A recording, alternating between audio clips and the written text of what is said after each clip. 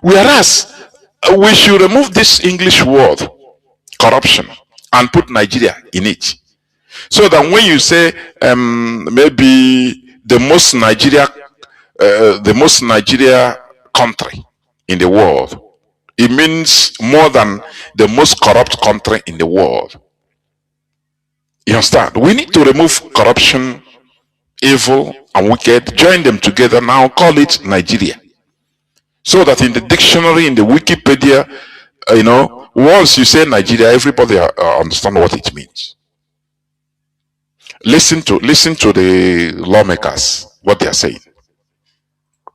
Mr. Speaker, honorable colleagues, we passed the tax laws on this floor, and Mr. Speaker, I took my time in the last 3 days to look at the gazetted pass copy, the vote and proceedings of the House of Representatives, and also went an extra mile to look at the vote and proceedings of the Senate, of what was harmonized.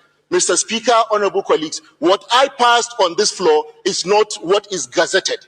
Mr. Speaker, honorable colleagues, I have all the copies, but I'm coming under privilege because I was here, I gave my vote, and it was counted. What was passed under the tax law is not what was gazetted. It is not what the president signed. Which means they have two copies of the thing now. They bring the good one, palatable one for the senators to debate on, to pass it.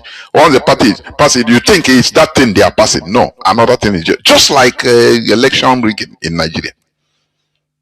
2027 election result has already been written down. Now they make people go and vote, they go and take your PVC, blah blah blah, or just to scam the whole world and scam everybody. Whereas the winner has already been written, down. You go to polling units, maybe people that voted there, maybe it's 2,000 in a polling unit. Or normally people that voted, the total vote is 2,000. But what they have written there is 17,000 that are what they wrote, different names, everything different. How can you fix a country like this? No, tell me. How can you fix a country whereas wickedness, evil, corruption is the tradition? Nobody is entering into Nigerian politics in order to fix things. No. Our people are entering into politics in order to loot, to take their own part. How can you fix this type of a mess in this world? How? No, tell me how. Where Nigerian, super tanker or super tankers are used in oil theft, crude oil bunkering. Everybody now zona upon exploiting, looting. Everybody. If we don't destroy Nigeria, Nigeria will destroy everybody. I used to say this. Nigeria is a virus that is infecting Biafrans. And we know that whatever Biafrans learn, they become master in it, even more than the people that teach them.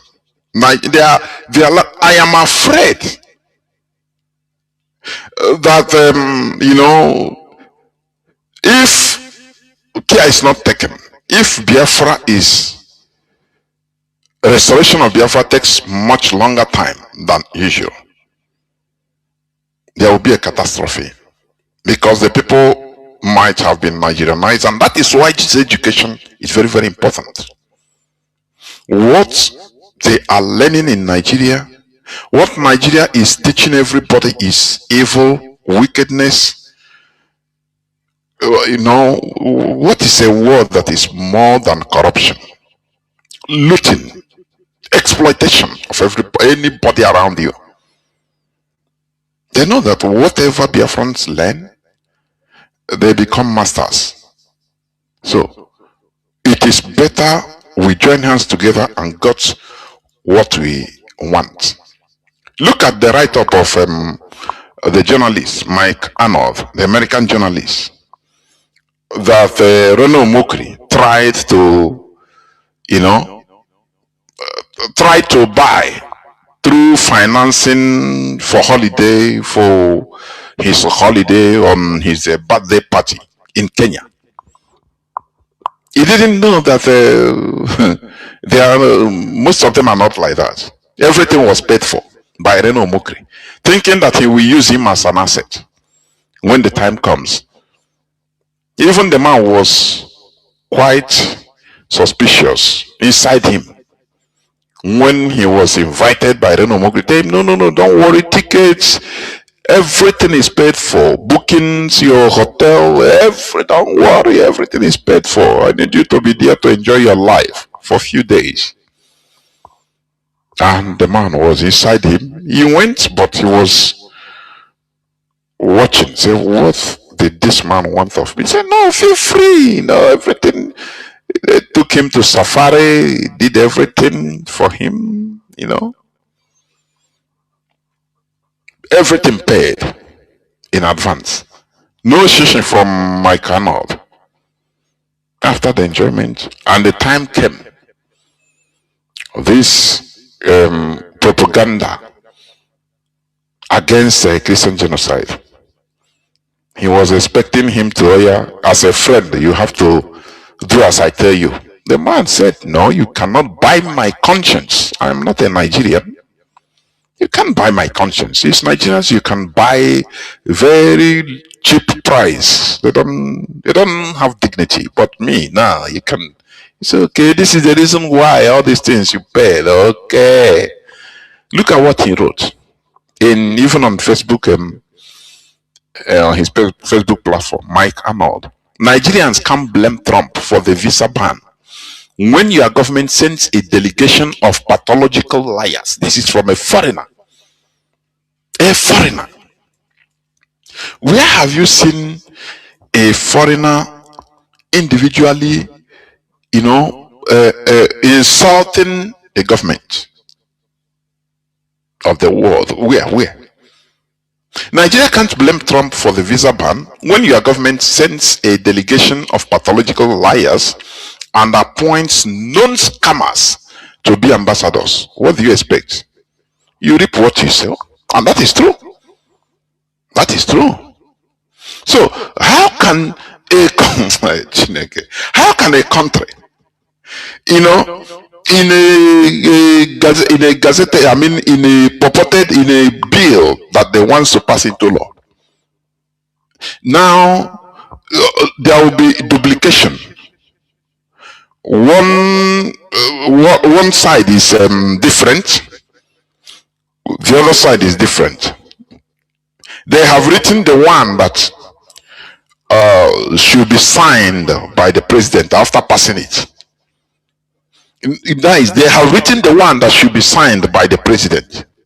Now they have written another one for the senators, the lawmakers, to pass, which looks good.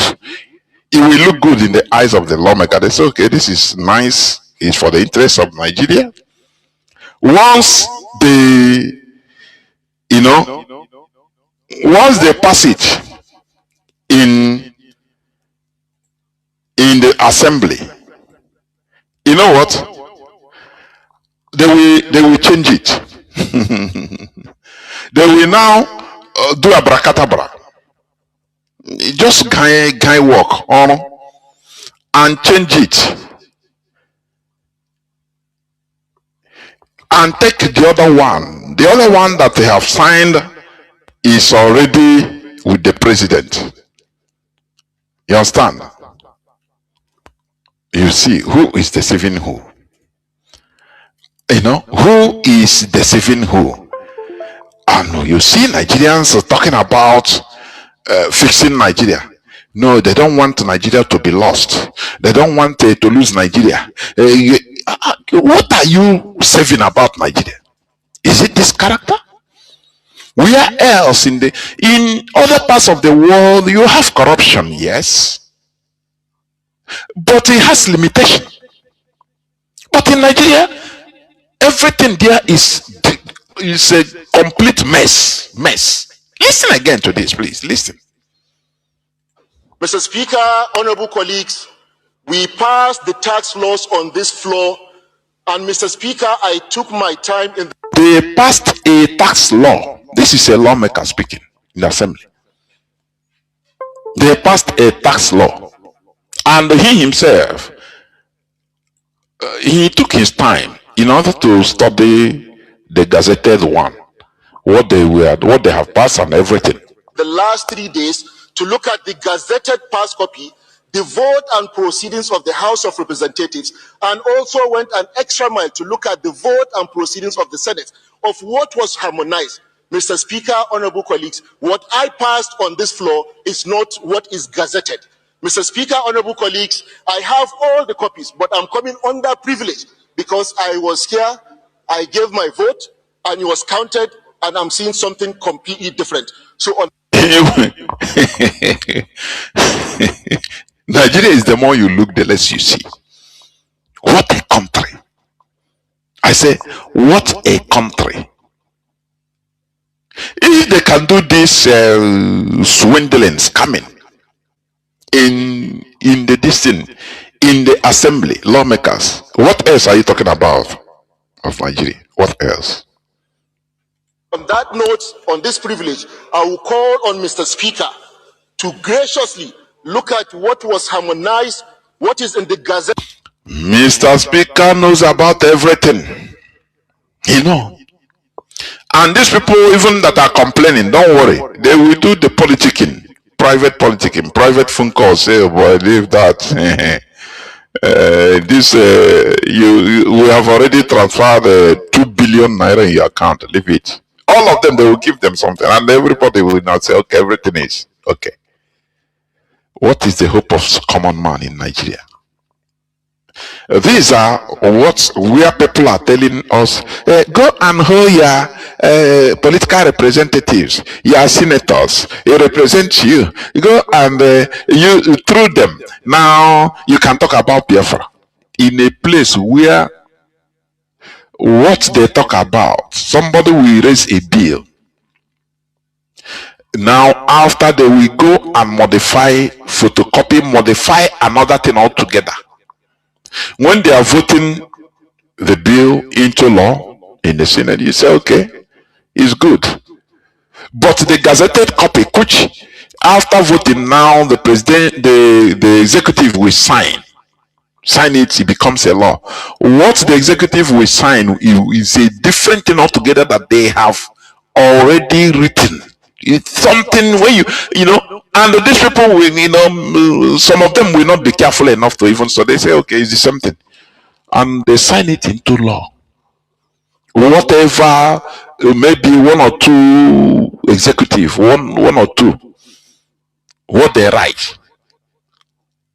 Tomorrow they will say, no, you bring the original. They say, no, this is not. Look at what you,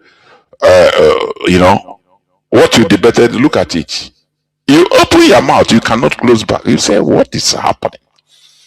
The same way they do in election. Nigeria is not a country, honestly. Nigeria is not a country. It's an entity that is in its.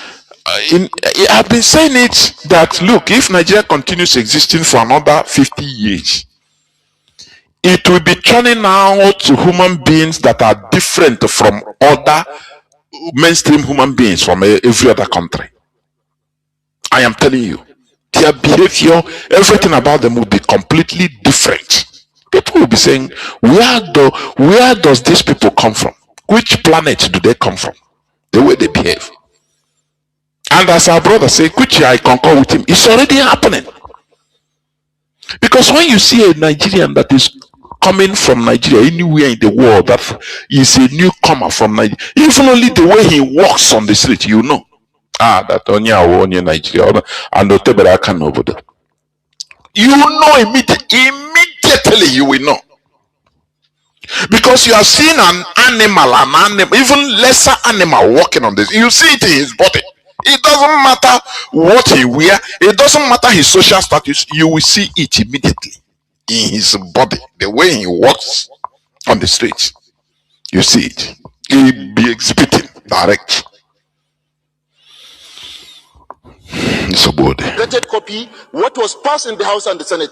You will find out what is before Nigerians, which is being sold to Nigerians at the Ministry of Information, which I personally went to buy the gazetted copies, are not what was passed. What they are telling Nigeria wayo.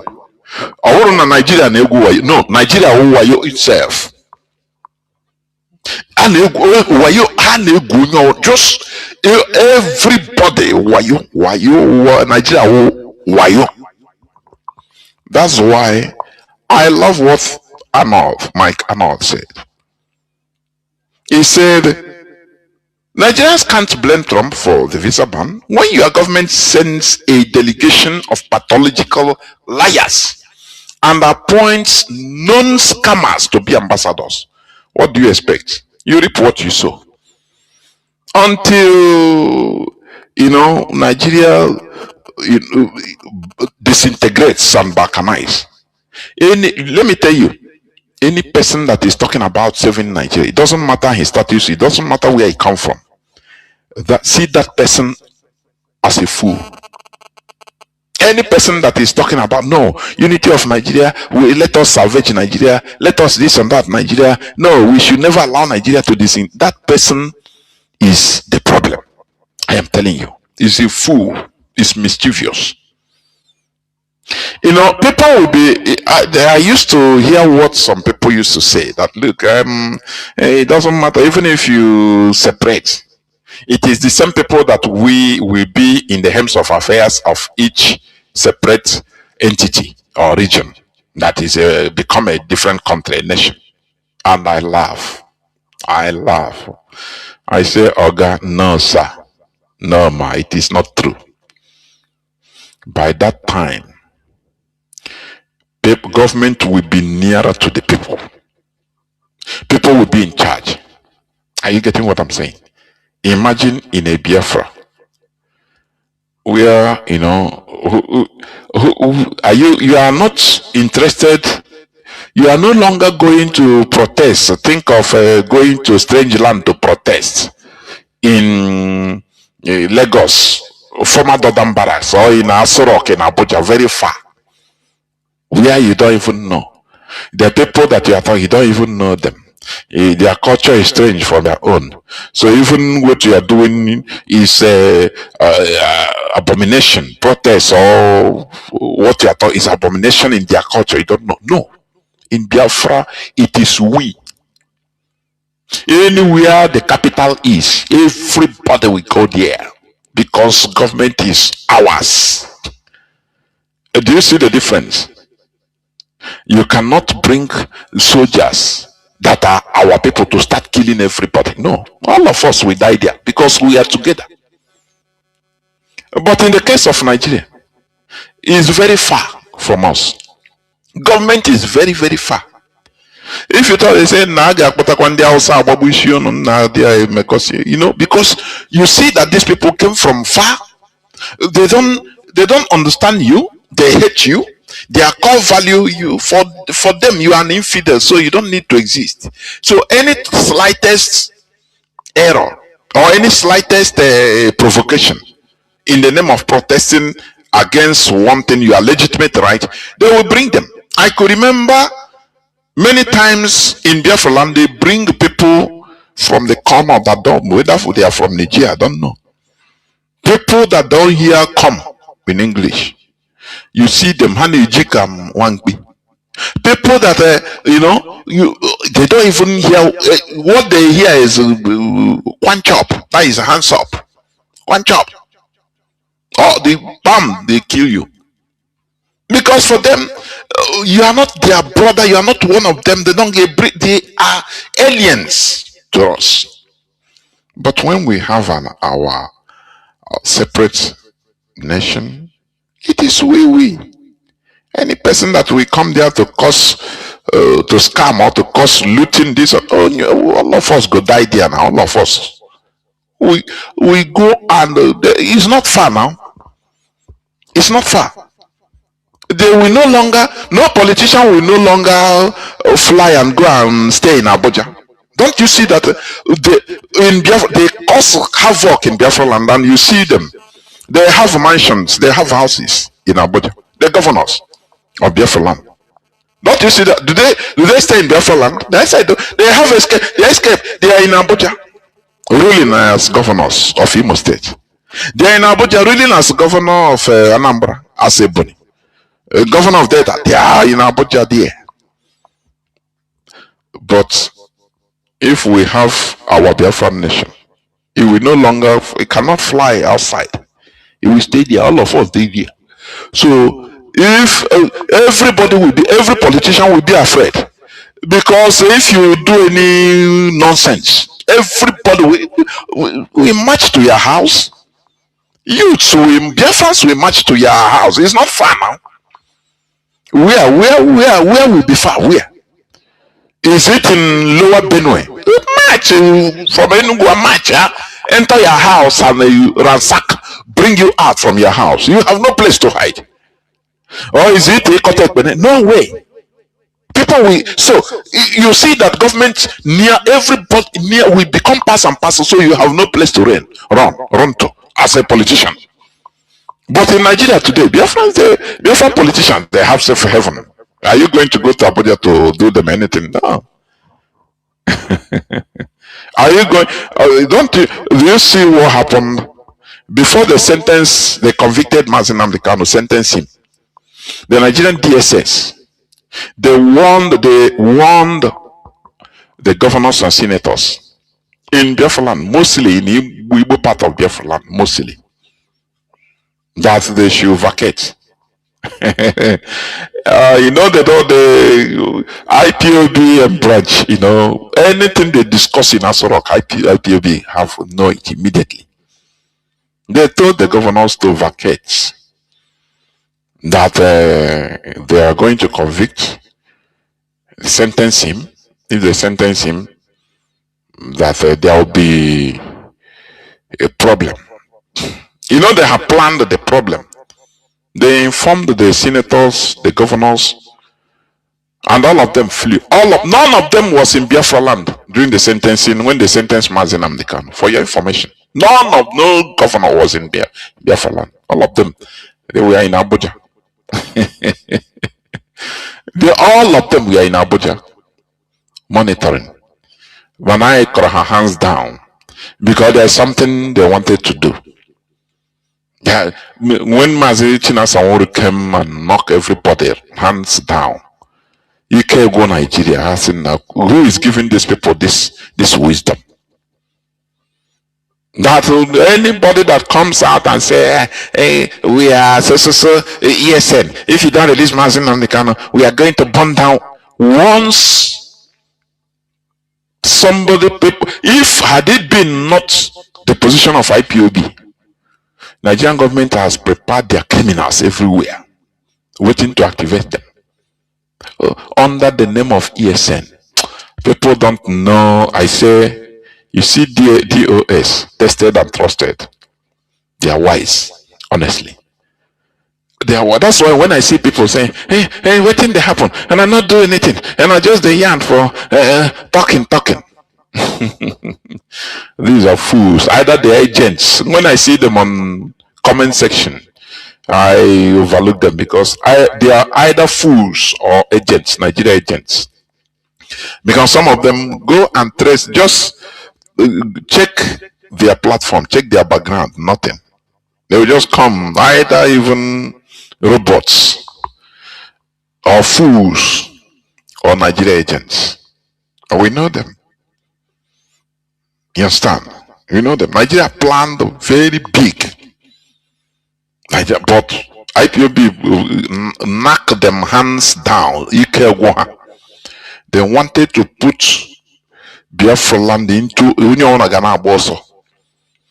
Now they will be heaping it on IPOB. Oh, IPOB, it is because of the sentencing of Mazi. See what IPOB is causing. They are killing. You see the killing, kidnapping, killing everywhere in Biafra land.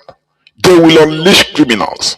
Even with that, Fulani terrorists will enter. They'll bring them in. They are prepared everything.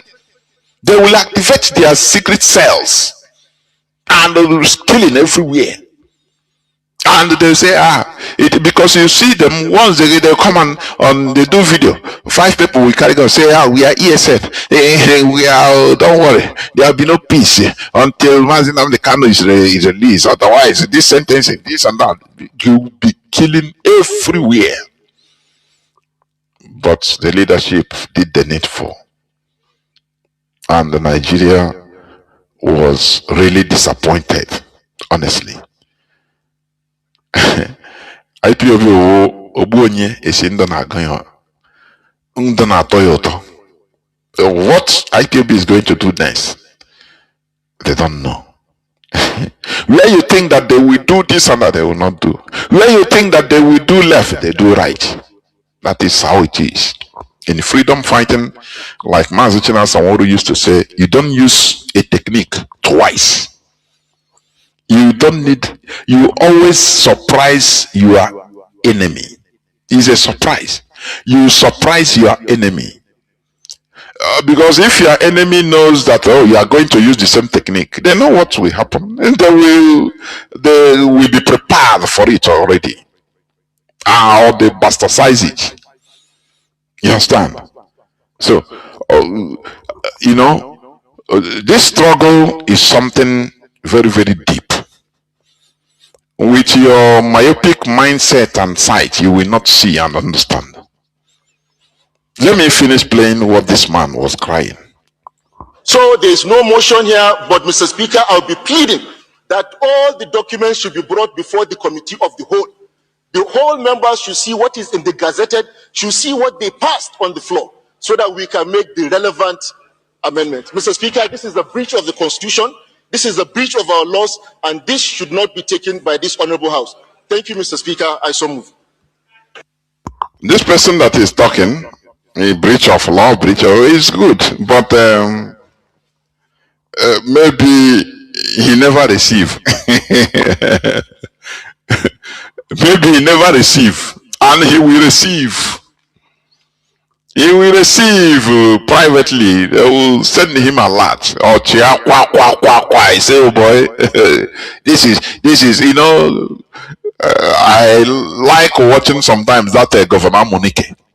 This is why wearing this 1005. Wearing it is good by politicians. Or more say, I beg you forget. I see. They will tell him, you don't leave. This is Nigeria. That is the way they cover everything. This is Nigeria. I beg, leave everything. And he will meet him tomorrow. This person that is talking, meet him tomorrow and ask him how far. He will tell you that no, everything has been regulated. No, it's okay because you have received. This is the extreme greed. Is it not therefore mine? Therefore mine said now no need of agitation for Biafra. As long as I'm okay, every Biafra has come. We are okay. We are fine because I'm now the Minister of Wars. We are fine. The integration of Igbos is good, These people are, their mentality is lower than chimpanzee, honestly. They don't care about collective interest. They don't care about what their decision, will do. How will it affect the life of people? Generations coming. No, that is not their problem. It's not a problem. It's not a problem. They don't think about that. What matters to them is, what matters to them is what they can gain, what they are getting. As long as they are okay, everybody is okay. Very, very sad indeed. I say very, very sad indeed. Let me Let me read it on news a bit. Let me read what they write. It's the same thing that I played anyway. A member of the House of Representatives, Abdul Samad Dasuki, has called on lawmakers to urgently review the tax laws passed by the National Assembly following allegations that the version currently gazetted differs from what was approved by both chambers. It is the same thing you had. Where no, I don't know if line open, please. If there is any other place, because you know Biafrans were everywhere around the world. If there is any other place you've had this type of thing, please tell us, call and tell later, please. Because what you see in Nigeria is things that are absurd, things that you can never see or hear in any other part of the world. That doesn't exist. You have corruption, yes. Countries are corrupt, yes. But it's not to this extent. No. It's not to this extent. So, this is the more reason why we are clamoring in order to get out of this quagmire called Nigeria. Nigeria was created to be like this. Nigeria was amalgamated to be like this. You know, as we are clamoring, shouting, this exploitation, corruption everywhere going on, have you ever seen where Shell stop working? I mean, drilling oil? No, they don't care, because this is what is empowering them. Are you getting what I'm saying? This is how they created Nigeria to be. India Larananta, I used to give this example. India reshuffled themselves and became a great country they are today. What Britain created in Africa as Nigeria is what they tried to create in Asia. Asian giant jungle in the name of India. But Indians are human beings. They overcame, they restructured themselves, rearranged themselves to who they are or who they were. And, you know, that's why today they are going on. I don't know why somebody is calling me while I'm on air. Is my voice not coming out, please? Why somebody is calling me why I am on air? I don't know why. Why is somebody calling me knowing fully well that I am on air?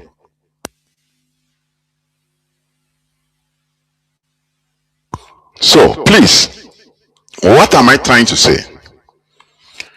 There is no other country on this planet Earth that you see these things happening. Britain created it like this. When I look at people or I listen to people that are saying, no, we need to save Nigeria, I say, how can you save Nigeria? It is too late. Indians saved themselves right from onset. Are you getting what I'm saying? Indians saved themselves right from the onset. Before independence, they suffered once and for all. No, let us suffer this once and for all, so that in the future we will not suffer in the future. In the case of Nigeria, people continue window dressing, massaging the wound. Say no, let us you know, we are one. Let us. At the beginning, this should have been solved, but greed of Azikiwe also played a very big role. Azikiwe's selfishness and greed.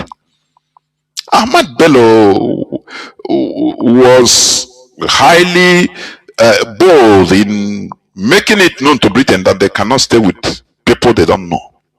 I gave it to him. I gave it to him. That's why I don't even blame him. Honestly speaking, I don't blame him. He was forced. Britain cornered him and said, hey, don't you know that we have been working together?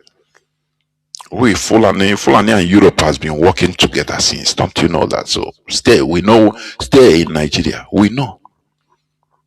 We know your fear, but you will enjoy it later. You go enjoy them later, don't worry. That was part of the private negotiation with Ahmad Bello. Because he was ignorant. He was hoa at the beginning.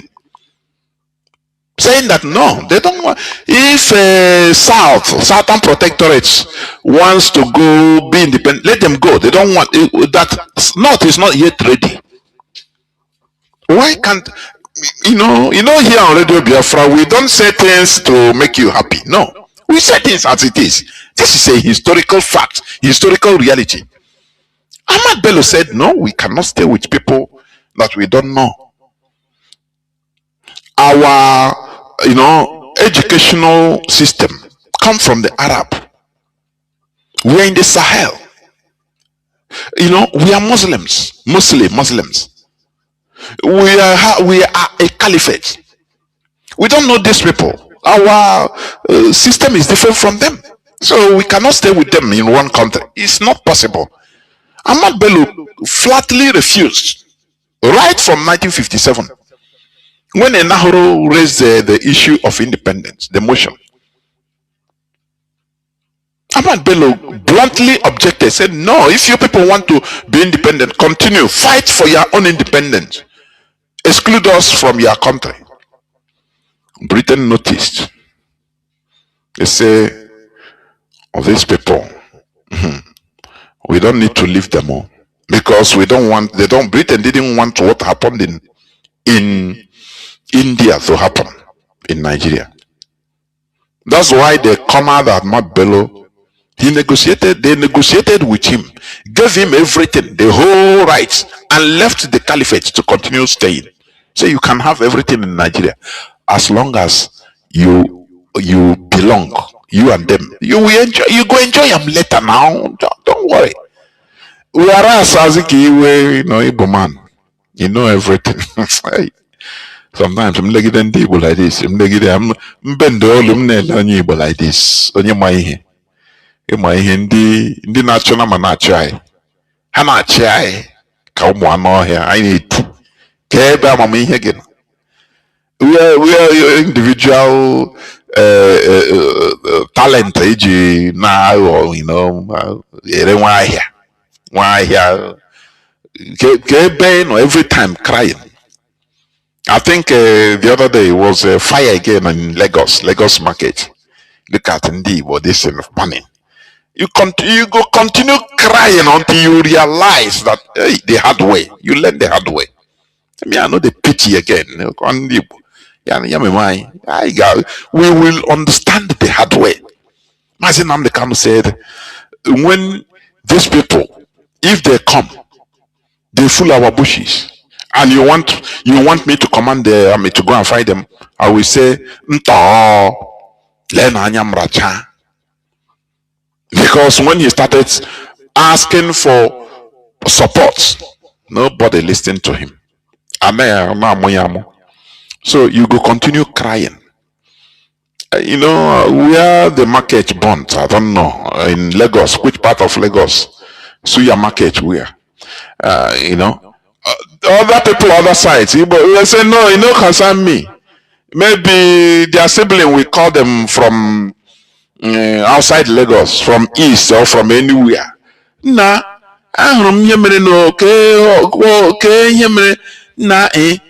this this and that every time. Now wow, I say no, don't worry, brother. No, reach my side. Our side, no get that. No, we don't get that problem. We are in good terms with the people here. The Ajigbade of war, we in good terms. Now my brother's friend, we in good terms, so there is no problem. We even do meeting with them once a month. So, Jehovah will say. Jesus Nando. I'll get a tie. I'll say Jesus' name, amen. No. So those other people that fire burn their, concern him. But in the next few weeks, he will start crying. He don't touch him. Yes, in the home mad. On the against every time I do wish he pity. Nah. Me, I know there. I know there. You go touch everybody. Is it not the 1966 pogrom that touched every Igbo man, every Biafran, not only Igbo? When I say Igbo, it's all Biafrans. Is it not the because of the pogrom, that is a genocide against Biafrans, also everywhere, from north, middle belt, the people that from Connaught, they will kill our people. When they reach from southern Kaduna to Jos Plateau to down to Benue, in the far of a book of most of them. On a train, say go and see. Now our people are saying, "Nah, you don't reach Lagos, in Ibadan, everywhere." Everywhere they hot for Biafrans. That was the time they realized that now they need to do something. Otherwise, they will be wiped out because there is no place that is conducive for them. There was no place conducive for them. That is how Igbo people behave. But as long as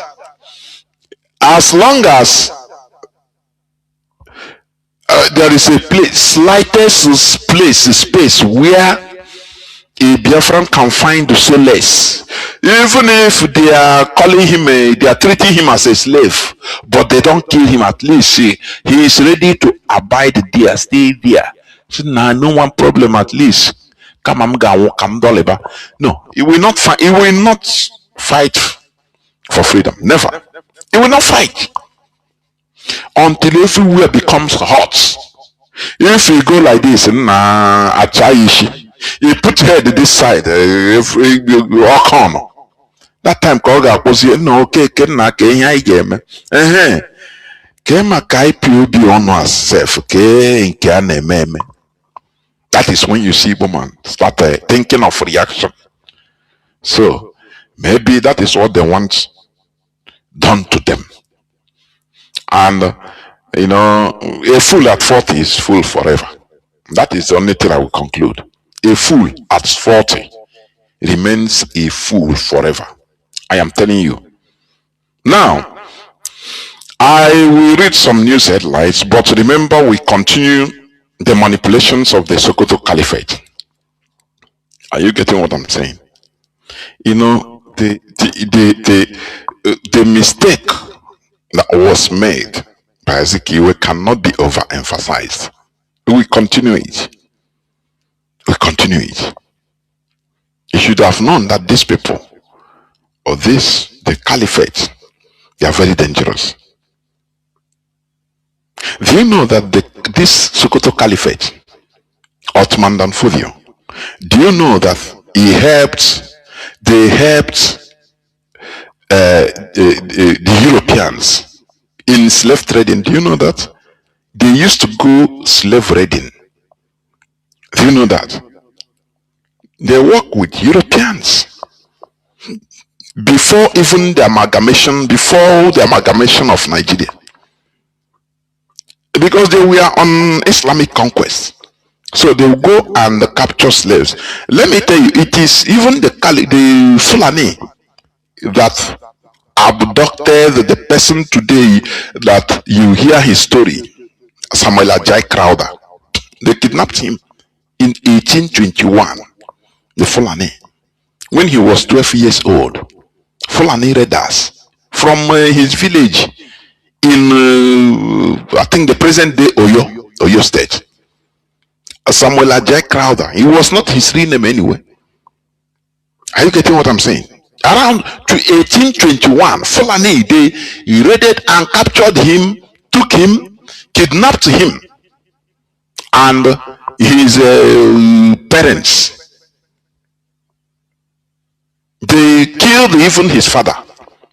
The same thing they are doing today. So when they tell you that no, kidnapping didn't start, it was not started by the Northerners or by Fulani. It's somebody that didn't know. You know, they deceive our people very easy. Say, hey, it started in Niger. Who tell you that? The Fulani we are helping during the slave trading. We are helping in parts of West Africa. You know, there's how the Europeans behave. What matters is their interest. Are you getting what I'm saying? Purely interest. They don't care you die, you perish, God, they don't care. They commit pogrom. That is not their problem. And that is the reason why they rule the world. They conquer the Europeans, you see. They conquer the world. When they come in a place, they look at the dominant species and they arm him, they align with him, support him, give him more arms to be maltreating other idiots that are there. Other idiot, they say, and they will be shouting, hey, you are killing us. Fulani is killing us. The Europeans will be laughing, say, look at these idiots. They don't know that the world is survival of the fittest. Come on, that is why they are arming the terrorists, the Fulani terrorists. It is not today it started. They give them arms, say, okay. They go to places in Yoruba land. They capture this person as Samuel Ajay Crowther and took him, sold him to Portuguese. They are as infidels. Sold them to Portuguese merchantmen. And while on the sea, on the high sea, the Portuguese ship on the high sea, they were intercepted by British Navy, because that time British Royal Navy, it was the world power that time. So they intercepted them, because that time they have outlawed slavery, transatlantic slavery. But the Portuguese and Spanish, they were still doing it clandestinely. So Britain have to enforce that banning. And when they finally intercepted the ship that was the slave ship that was carrying others, including Ajay Crowther, they entered and released all the slaves there in the ship, transferred them, took them to Sierra Leone. And that is from there Samuel Ajay Crowther converted into Christianity and became a Protestant clergy, Anglican bishop, and studied. Do you see that? So when you see the Fulani and European, it is not today they started working hand in hand. They arm them, they send them. For the Fulani, they use religion, Islam, in order to mask their agenda through agenda, Fulanization. Are you getting it? Fulanization. But they wear the clothes of Islam, because you can see even in Quran verses that promote what they are doing. So tactically they use Islam in order to Fulanize people. Now when the Muslims that they are killing, they tell them that they are not Islamic enough. What is the meaning of being Islamic in the terms of the Fulani? Even if they are Muslim, they say, no, you are not Muslim enough. Which means being Muslim enough is being their subjugates, bowing down to them. By that time, you are Muslim enough. As they colonize the whole Hausa and the other ethnicities as Almajiris, you are Muslim enough. They can spare you because you become a tool, a weapon in their hand. They can use you at will. That is how they behave. It didn't start today. It started a long time, even before the amalgamation of Nigeria. So when you see anybody that is trying to, tell you that they want to save Nigeria with this Christian genocide, they don't want to start a cataclysm. They don't want to start a religious war, as if there has not been religious war going on in Nigeria for decades. As if they don't have there has not been religious. He's a fool that don't know.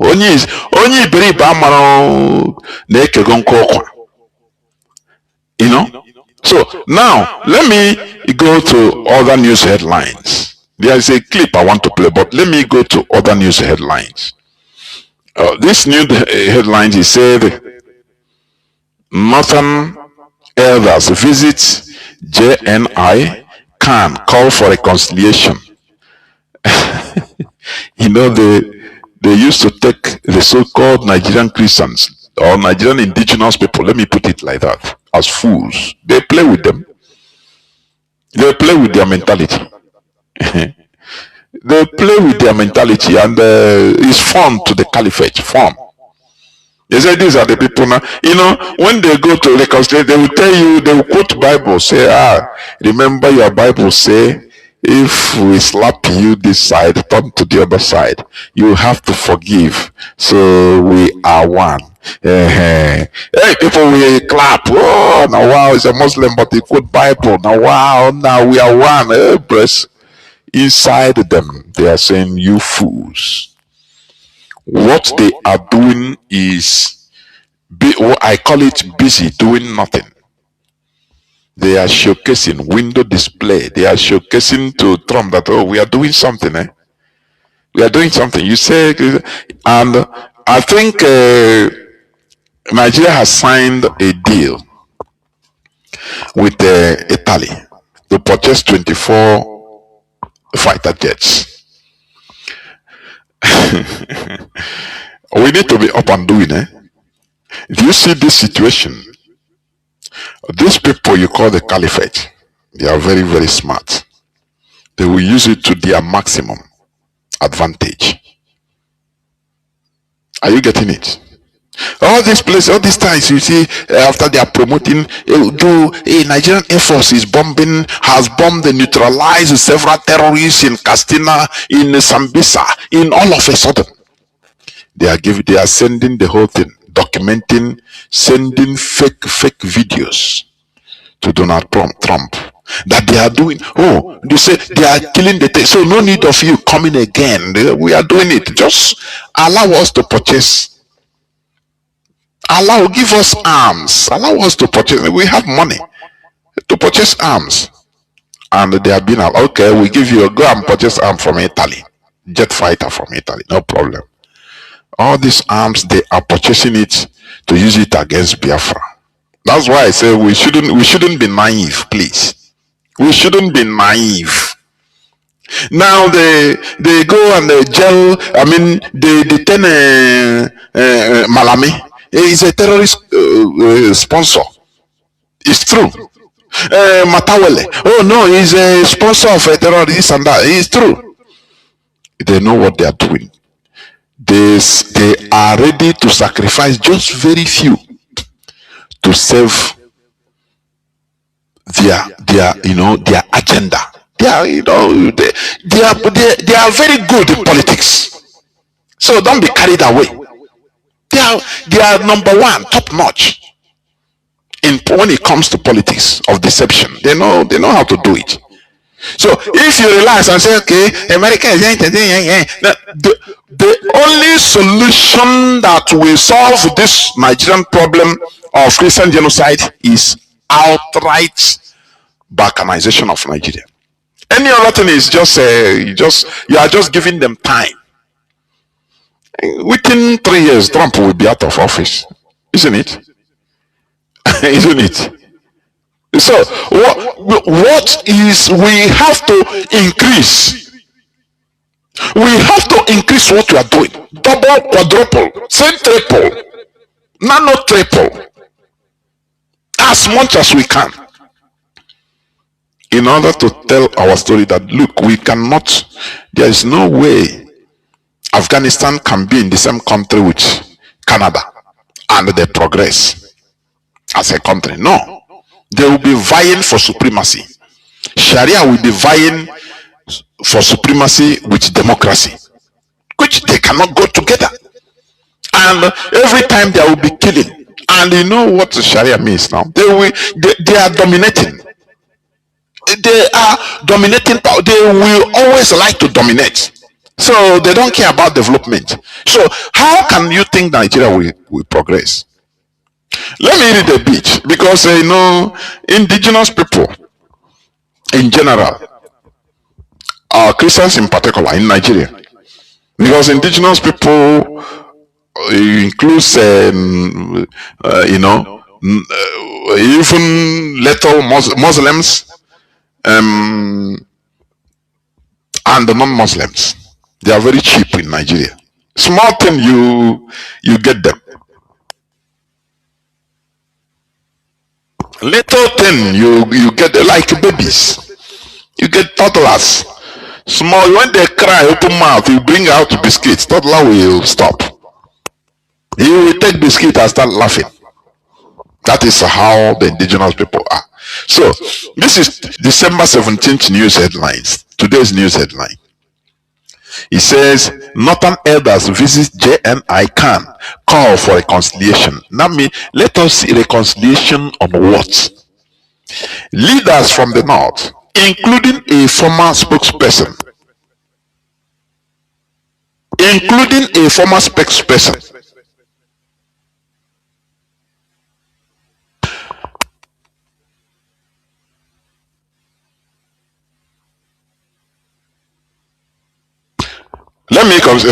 let me continue a bit. Leaders from the North, including a former spokesperson of the Northern Elders Forum, Dr. Hakim Baba Ahmed, and a former executive secretary of the National Health Insurance Scheme, Professor Yusuf Osman, have visited the headquarters of the 19 Northern Christian Association of Nigeria, CAN, and the Jama'atu Nasri Islam on a reconciliation mission between Muslims and Christians in northern Nigeria. Tell me this. Just hold on, let me take a sip.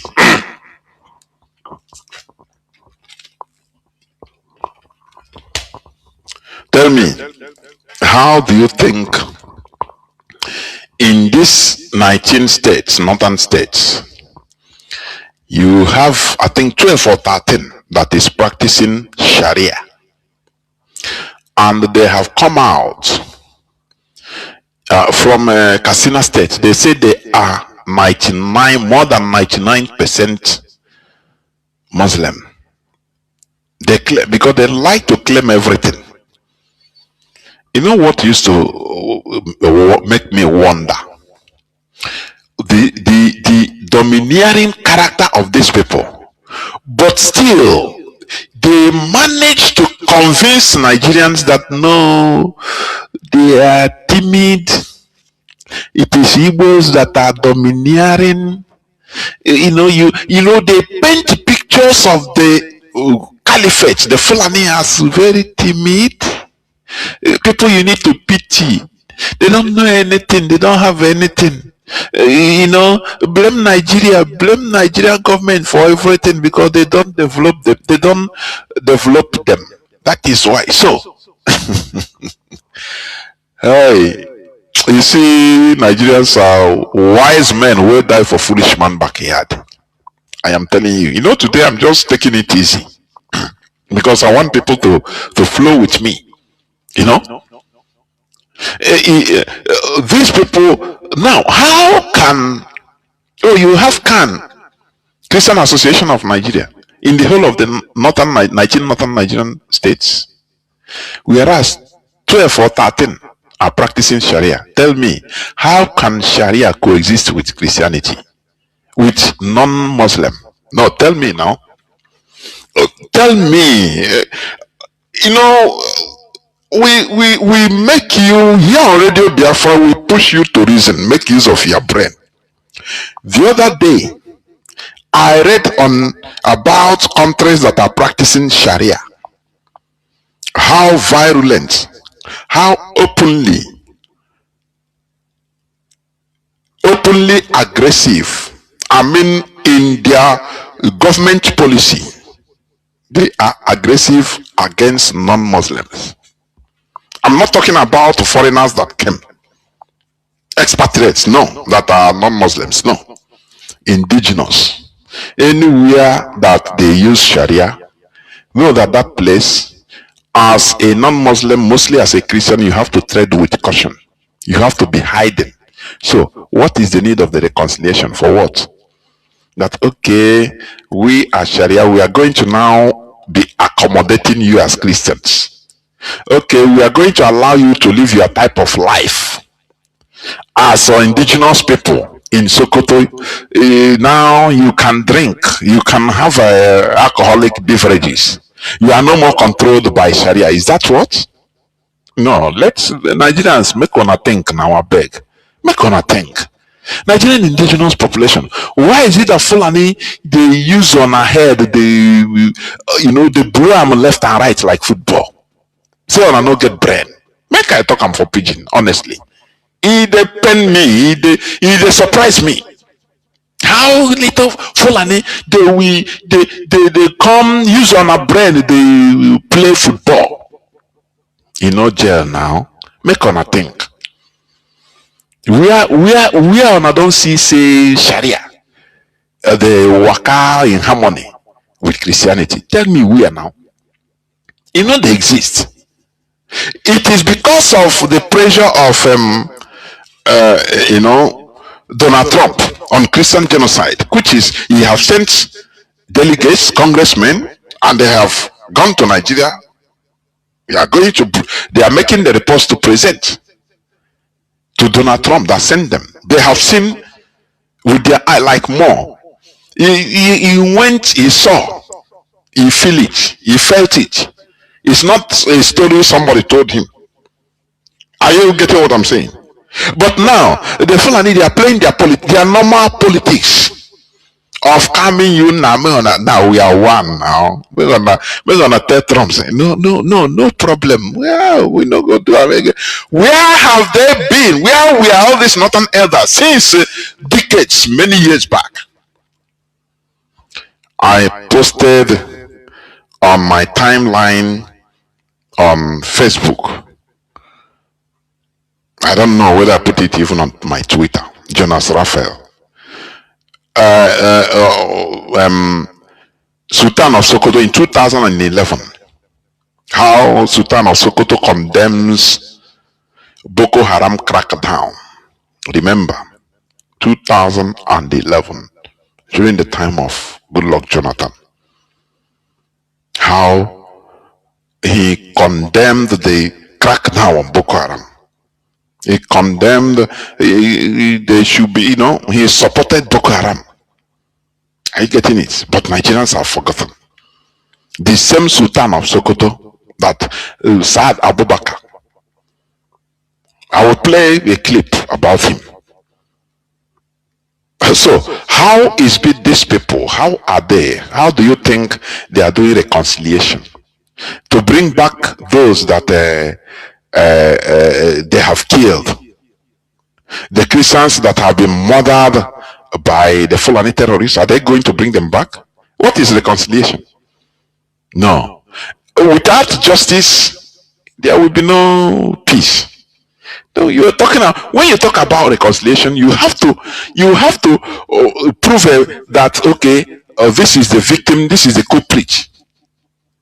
Now, if it is something that could be reconciled, if it is something reconcilable, now the two parties will go and reconcile. But when there is no determination of nobody agrees to be the culprit, no, just let us reconcile. It's okay. Let's forget past. How can you forget people, villages that were sacked because of their faith? It's not one day. It's not 1 year. It is not something that that started yesterday, and you are telling me that you are reconciling? Is that the how cheap the indigenous people are? Is that how cheap they are? Let me play this clip which I played before, please. Before going, there is another clip I want to play, please. Let me see. Let me see. The man, the pastor, he said he's a witness. He's not talking from a foreigner's or an observer's point of view. Please listen again. You heard me. I played it during the preamble before starting. Listen again. Representative of, I'm going to put the same question to you. As the representative of Kanu, I'm going to put the same question to you. When you hear the term or the allegation of Christian genocide from the United States, President Trump, Ted Cruz, etc., what were your thoughts? And indeed, do you agree with them? Because you are running out of time, I will save you and just go to the basic. One, I've listened to the other speakers. I've listened to the arguments they bring. I am not speaking from research or whatever. I'm speaking as a victim. He is speaking as a victim. This is a northern clergy, a northern Christian. So he's not speaking from, okay, I travel, I make the research. No, as a victim, he saw it all. I'm speaking as the pastor who buried the almost 2,000 people in 2000. Almost 2,000 people. The one he buried, a pastor that led the burial. So these people that are talking about visiting Kanu offices, because these are most of these Kanu officials, they are wearing Christian robes, but they are Muslims in their conduct. I am telling you, they are representatives of the Caliphate. Caliphate put them there. Don't you see governor of Benue State? I said earlier. What did he say? He said, no, Benue, no Christian genocide. No, nobody was killed. I said, no, it's just skirmishes, farmers, headers clash. I'm the governor. If there is anything like that, I am the governor, chief executive officer. I am in the right place to know, to say, so there's nothing happening in my state. These are the people that they visited. Are you getting it? Benue, that the former governor started fighting right from the one in office. He was vocal, Governor Autumn, telling the Caliphate that they will never subjugate them, that they can never subjugate them, that he's a TV man. Every time he was shouting. Even Autumn, Governor Autumn, he said that many other some other indigenous northern governors used to call him in private to cheer him, to beg him to continue, that what he's doing, that they cannot do it in public. Please, that he is serving them. And the next governor that was there, when the next governor that succeeded Autumn, he became somebody that the people thought that, he's a reverend father. This one will be more fire than Autumn. He will lead the people. He came, you don't know that the Caliphate brought fake to them. Do you see that? They changed the whole thing and gave them fake person. All the words of Autumn, this one came and he changed the whole narrative. Do you see why I always clamor for institutional change, system change, not individual help or individual goodwill, as I used to say. No, the system. Because when you always clap, as Nigerians used to say, no, we will get there. We will get the right person one day. Let us continue voting. We will get the right person. When you get the person you think is the right person, He worked for 8 years, for 4 years. Do you think about after him? No, no. Do you always think, okay, is it the whole world will end in his 8th year? Like as we are seeing Oti, Governor Oti, working. Okay. In the standard of Nigeria, is working. Okay. Do we take time to ask what about after Oti's 8 year term? He will get out of power. Autumn is now, dumbfounded. The way I'm imagining him, he is now dumbfounded, watching the whole things he have clamored for. He has worked hard to protect his predecessor. His what do you call him? The person after him is now destroying everything. There's nothing he can do. Do you see that? That is the system. The caliphate, as long as Nigeria is concerned, the caliphate will come. They'll be waiting. Say, okay, another clap for Otiabi. Wait now. They will go. They have made another arrangement, and the person will come to you as if he is even noticed nothing. He will do this. He will do. When he enter, you see that you have been duped, and there is no going back. He cannot no longer reverse it. That is what happened in Benue. So that is why IPOB will always clamor to build a better society, a very good system that checkmates people, not going on hoping of putting an individual that can at least with a good conscience that we have. No, in Biafra we don't want a person with good conscience. Individual good conscience. No. Whether you are conscienceless, the system will make sure to force you to behave. Are you getting what I'm saying? That is the Biafra we are looking for. Whether you are conscienceless, anything you want to be, once you enter the system, serving the people, now the system will turn you into to do the right thing by force. I used to give this example.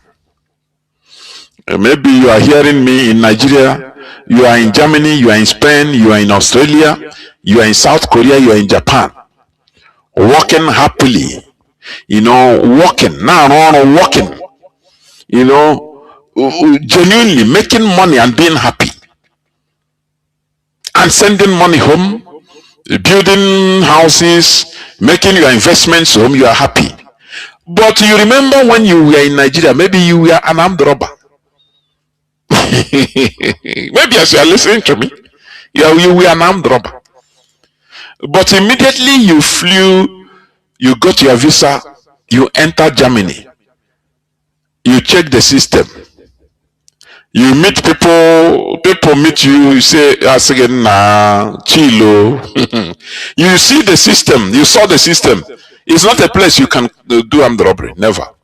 You will never succeed. So the system change you, it chill you. Do you see? That is what IPOB, the type of nation, the type of country we are trying to restore. Where it doesn't matter who you are, you enter, the system will change you. We are not counting on your individual goodness, no, or goodwill. No. How can a people be counting on somebody's goodwill only? So what if the person moves out of office? Everything will now collapse. Another person will come and we check, well, are you a good man? He said, no. Come on, everybody go to hell. And everybody will be going to hell. No. We want a system like Germany, like Portugal, where you don't dare with your nonsense that you are doing in Nigeria. Bam, you enter, fly, enter, bam. So naturally, you check, nowhere, walk there. Genuine work, now you go do. You say, oh boy, how can you say, Now, so if you go strike, where will you strike? Which bank? Everywhere, camera everywhere. The whole system is digitalized. So how can you operate? In Aganozo, everything, you are being monitored. Anything before even you do anything, police, once they call the press number, police will come under 2 minutes. AK thought there. So no person receives bribe. Who are you? Who are you going to bribe? How much do you have? The police can feed you, feed your family at home, even feed your village, one police person. So how much do you have you are going to give him? They look at you as a very low person, low life, poor person from Africa. So what are you? You don't have one. So the system will change you. Boom. You just go low. You key into the system. Now you go and look for work. Even if it is a guard, you get your job every week. Your paycheck enters. You receive your money.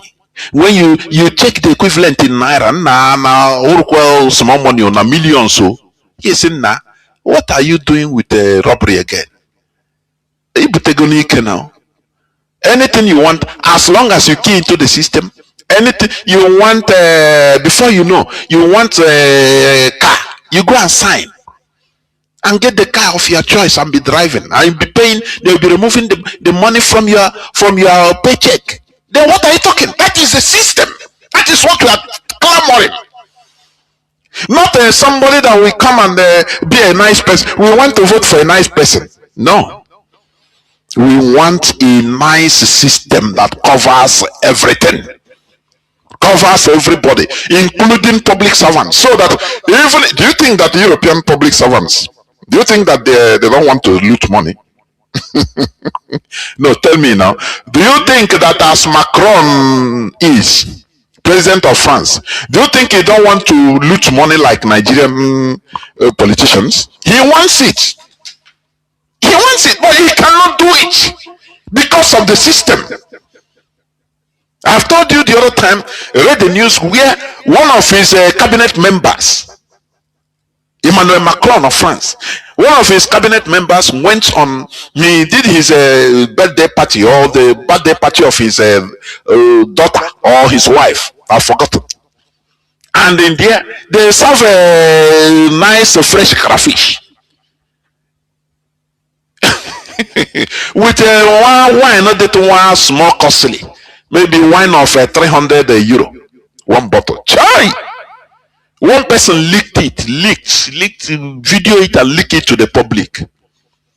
That thing, only that nearly cost Macron. Macron has to tell, if the man resigned immediately and with apology and investigated on. Why will you join? People are talking. So you can me that is paying you, we the public that are paying you. How many of us can afford lobster that you serve in your anniversary? One crayfish. Serve in your anniversary. I want to go on that is how it is. That is a system, for goodness sake.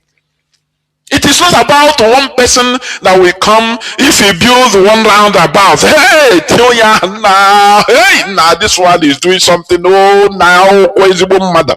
No, a country does not need a good person. A country needs good system. A system that works. So that that system will transform anybody that enters into public service to you force the person to be good or you sweep you away. The former prime minister of South Korea is a woman. Do you know why he was forced to resign and even he went to jail? I think he's out now. She's out. Do you know what the cause? Do you know only? Do you know the reason? She was gisting with her old classmates. He invited, and somebody, just your classmates, no matter that you're president or prime minister, he came, visited her, they were chatting, gisting, and she discussed discussed state matter, state issue with her classmates that has no function, that has nothing to do with the state function. Now, wow, see how hectic. Nah, Korea people, they very strong. Nah, see, now wow, you know, easy. Even the other day, I wanted to make send the budget to be approved. They attack me. All those small things you discuss with them, they overheard it. People inside the prime ministers, they overheard it. They video, they say, hey, they leaked it to the public. The public say, what? So they don't carry our issue. Now they do friendship. That is the system. Before you know, they started calling for her head. Protest everywhere. She was forced to resign. And after that, she was even arrested and jailed. That is the system. If you want to go overboard, if you want to deviate, the system will correct you or will wipe you away. That is it. But Nigerians don't know that. Do they? No, they are always looking for, no, God will bring a good person. They always believe in God. He will bring. No, let's pray. God will bring them. God will do them now. He will bring. Don't you see it is working? If you continue voting in Imo, the whole process of them was imposed. He slaughtered hundreds of thousands of people in Imo. They said, don't worry, God is in control. Maybe vote. Go and take your, this man a bad man. Don't worry. Go and, everybody go register. Take your PVC. Maybe next governorship election, the person, maybe God go touch his heart.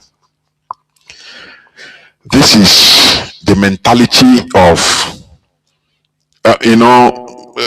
how Stone Age, Stone Age Europe. Let me put it like that. Mentality of 1,000 years ago in Europe. When they said, now God go do hey, this year something now God make we pray now. Maybe God, as we dey cry, God go see our tears and put somebody, good person inside power. And that person go, maybe he go change something now. What thing we fit make? Nothing. Now God, statements, mantras of defeated, gullible, ignorant people. That is what you hear in Nigeria, and it's disgusting. They don't know that they are the gods. They don't know that they are the king makers. They don't know that they are the ones to fight for a good system. They don't know. No, they don't know. God will do it for them. That's why religion is going market in Nigeria. God will do it for them. Let me continue reading, please. Let me continue reading. Leaders from the, Dr. Hakim, who led a delegation under the aegis of a newly created group called the Northern Reconciliation Group. You know they had them. You know the caliphate. Not that I love, I admire them. They creating a group. They had. Do you remember what happened one time some years back? And before you know, they created a group, Northern Farmers and Headers, cattle headers and farmers group.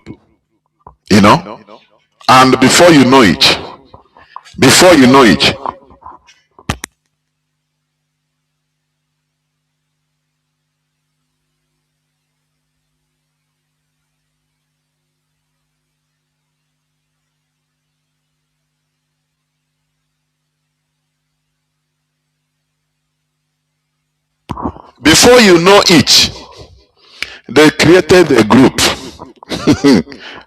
calling themselves tomatoes. When they banned, they said they are no longer going to bring the tomatoes to the south, to east.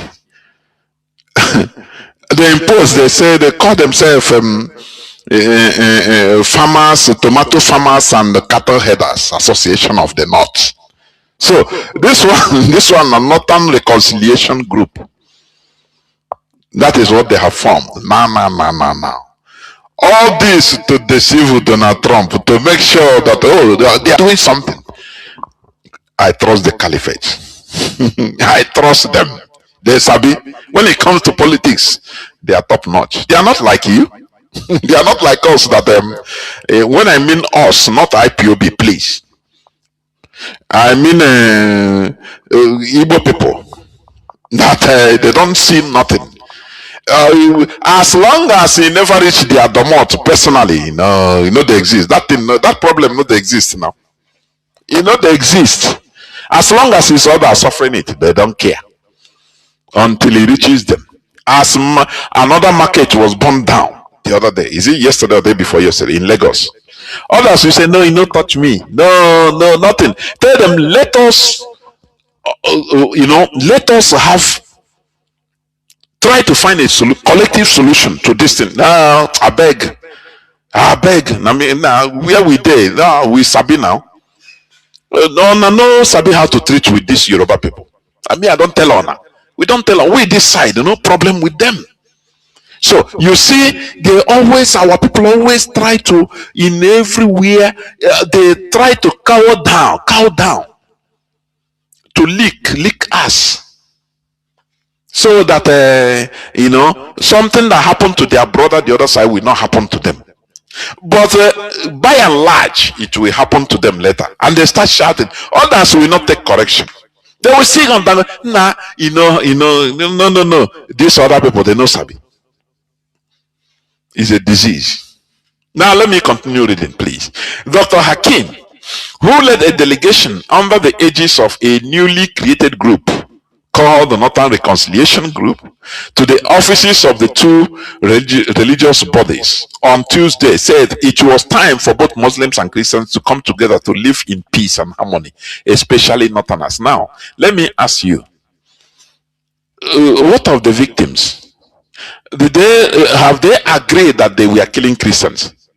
Have they agreed that, they murdered the Christians in their thousands? The answer is no. Say, forget that one is not a question. Let us reconciliation. Reconciliation. Hell. You see, these people, they hold Nigeria, and say, Nigeria, they hold them, they hold them well. And you know what? What will happen? All these so-called Kanu representatives in the 19 states of governors, 19 states of Nigeria, they will come out and say, yes, we have reconciled, everything. There's one thing I saw. There's one thing I'm observing with the Northern Christians. They call not, even going down to the Middle Belt. Whenever you bring about balkanization or separation of Nigeria as the solution, they become uncomfortable. Are you getting what I'm saying? I don't know whether I've been scrolling on social media, listening to their commentators, the pastors, the Northern Christians that are suffering this. I've been listening. Yes, most of them, they agree there is Christian genocide. They have been crying, but the solution they are profiling is worrisome. Maybe if the line opens, you can also put your own view. But I'm saying what I have observed is worrisome. In everything you see, they want to always save Nigeria because they don't want Nigeria to be balkanized. They always take Biafrans. Once they wake up and see that Igbos, we are still in Nigeria, they are happy, even if they are suffering, so that we always continue being in that suffering with them. They are happy. The heart of black man is evil. Are you getting what I'm saying? This is my personal observation. I'm saying it on air. They always cry, they talk, they are being killed. Yes, we are being killed, the Christians, yes. But we need to save Nigeria. We need to unify. You see this useless, hypocritical so-called visit for reconciliation. Now, just check our in no distant time. The northern Christians will be loud in it. No, no, no, we are reconciled now. No, no, no, no, we are everything. No, no, no, no, no. They're thinking either ignorantly that this is the solution or mischievously. Because they see that we Biafrans, we are their shock absorber. Let me tell you, many of the people that are being murdered, many Christians that are being murdered, when you look at them, you see even Igbo people are there. Biafrans in general are there. In the north, the pastors. Sometimes you use your, check by yourself. You see it. You pastor this, but if I can, like this clip I was playing. If I continue, you mention a pastor being killed or two Igbo people, one from another person, another Biafra from Ekotek. But you don't see it like that. That it is Biafrans are also suffering in the north. Ordinary Igbo people, marketers, traders being killed, they don't count them now. They don't count them because our people know how to endure. They know how to endure trauma. They know how to endure pain. They know. I think during the killing of Deborah Samuel, they killed one Igbo man that was offloading his container. The crowd killed him and they covered it. Before you know, they will go and give the Ezendi Igbo in Katangura there, maybe with covering. They will go and meet him. Say no, don't let this thing. We have been living in peace. Even the Ezendi Igbo there will be very happy that even they remember to visit me. You will feel proud on top. Then the caliphate, they know how to deal with our people. They know how to. Don't you see? Go and listen again. Kunle and Alhaji Bog the interview. I think is the second part. Where Alhaji was telling Kunle, say, we know Igbo people live them, they are businessmen.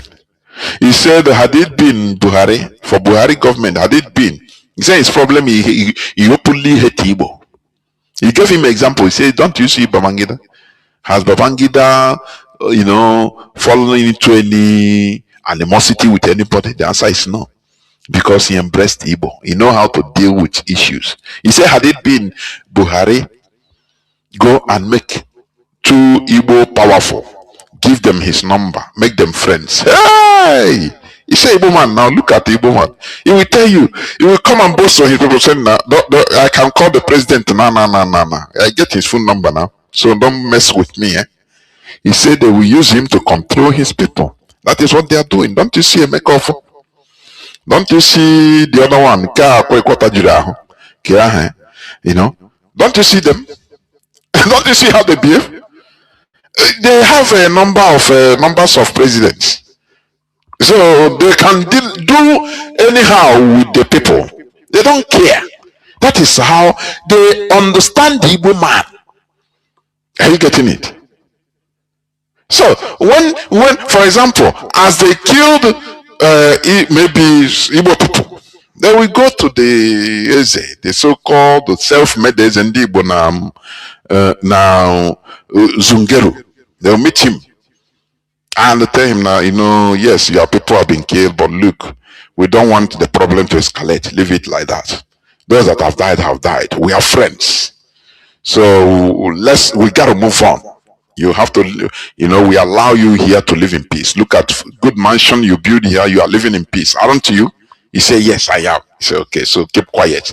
Go and tell your people, let them keep quiet. No cry, no shouting, no writing in the social media that this and that happened. He will call meeting.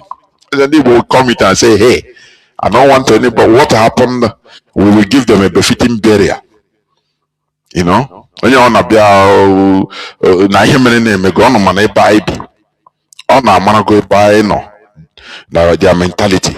So let us not bring up another fire and brimstone upon us. Leave those that have died. Don't talk about it any longer. We're gonna move on.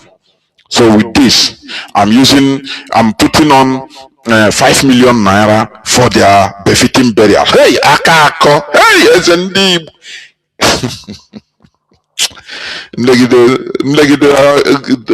life from the boom. We need to update. We need to upgrade.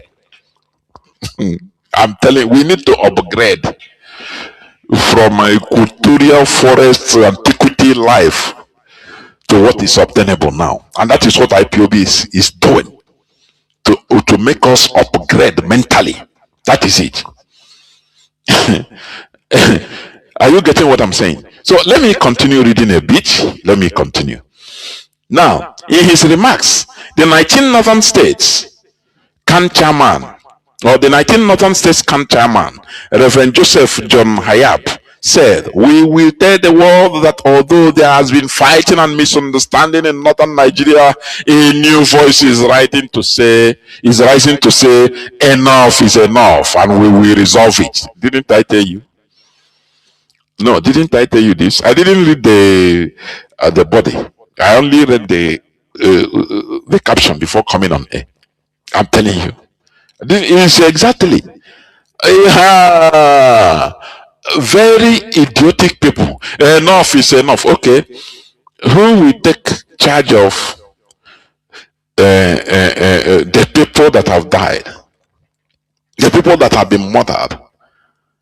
Do you see how the caliphate behaves? That is their politics.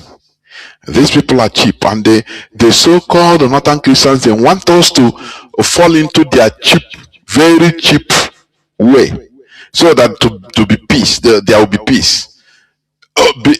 Peace in our, to our detriment. No, we don't want that peace. We don't want that peace.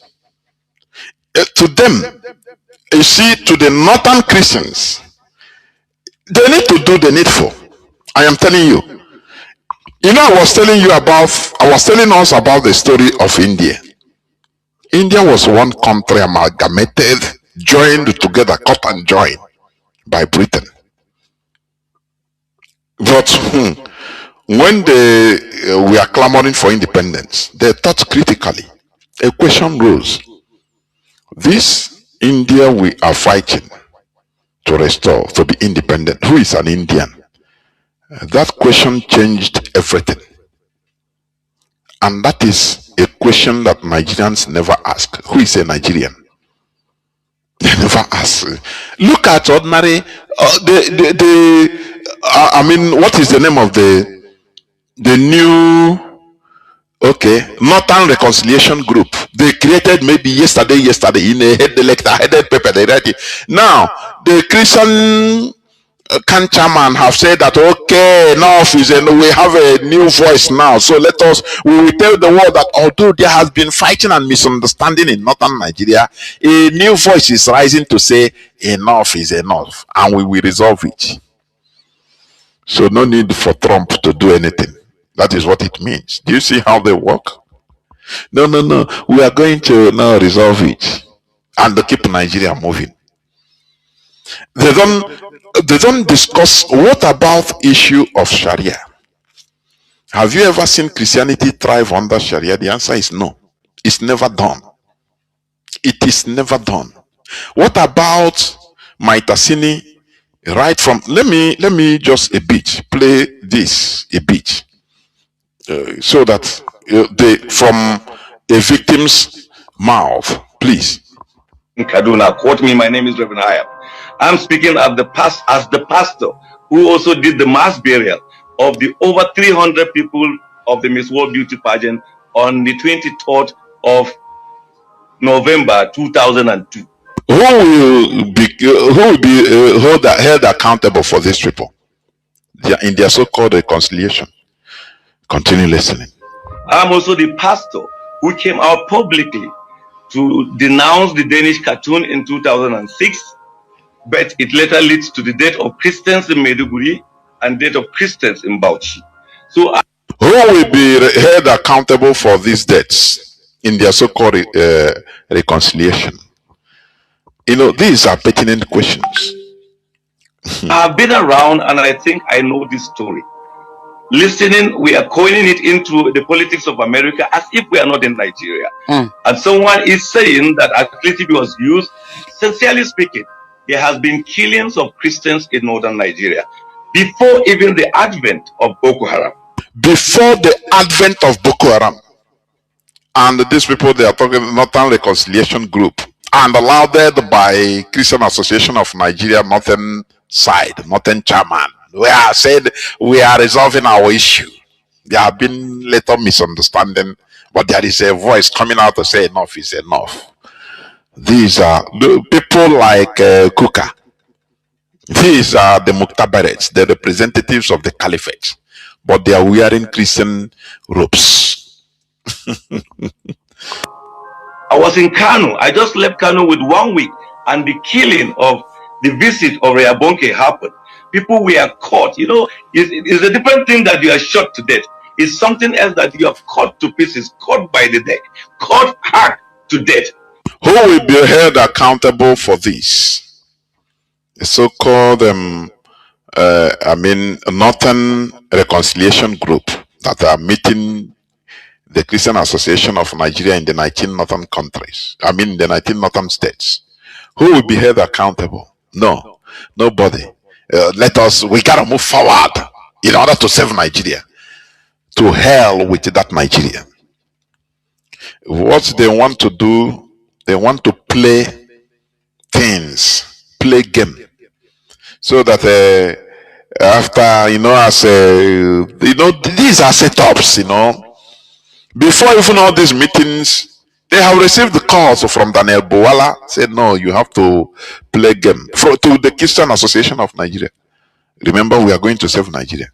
These people want us to continue being in the same mess with them, under one Nigeria. And we say no.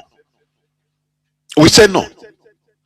In the India, in 1947, or even prior to, I think 2 years before 1947, there was a civil, can I call it civil war, confusion?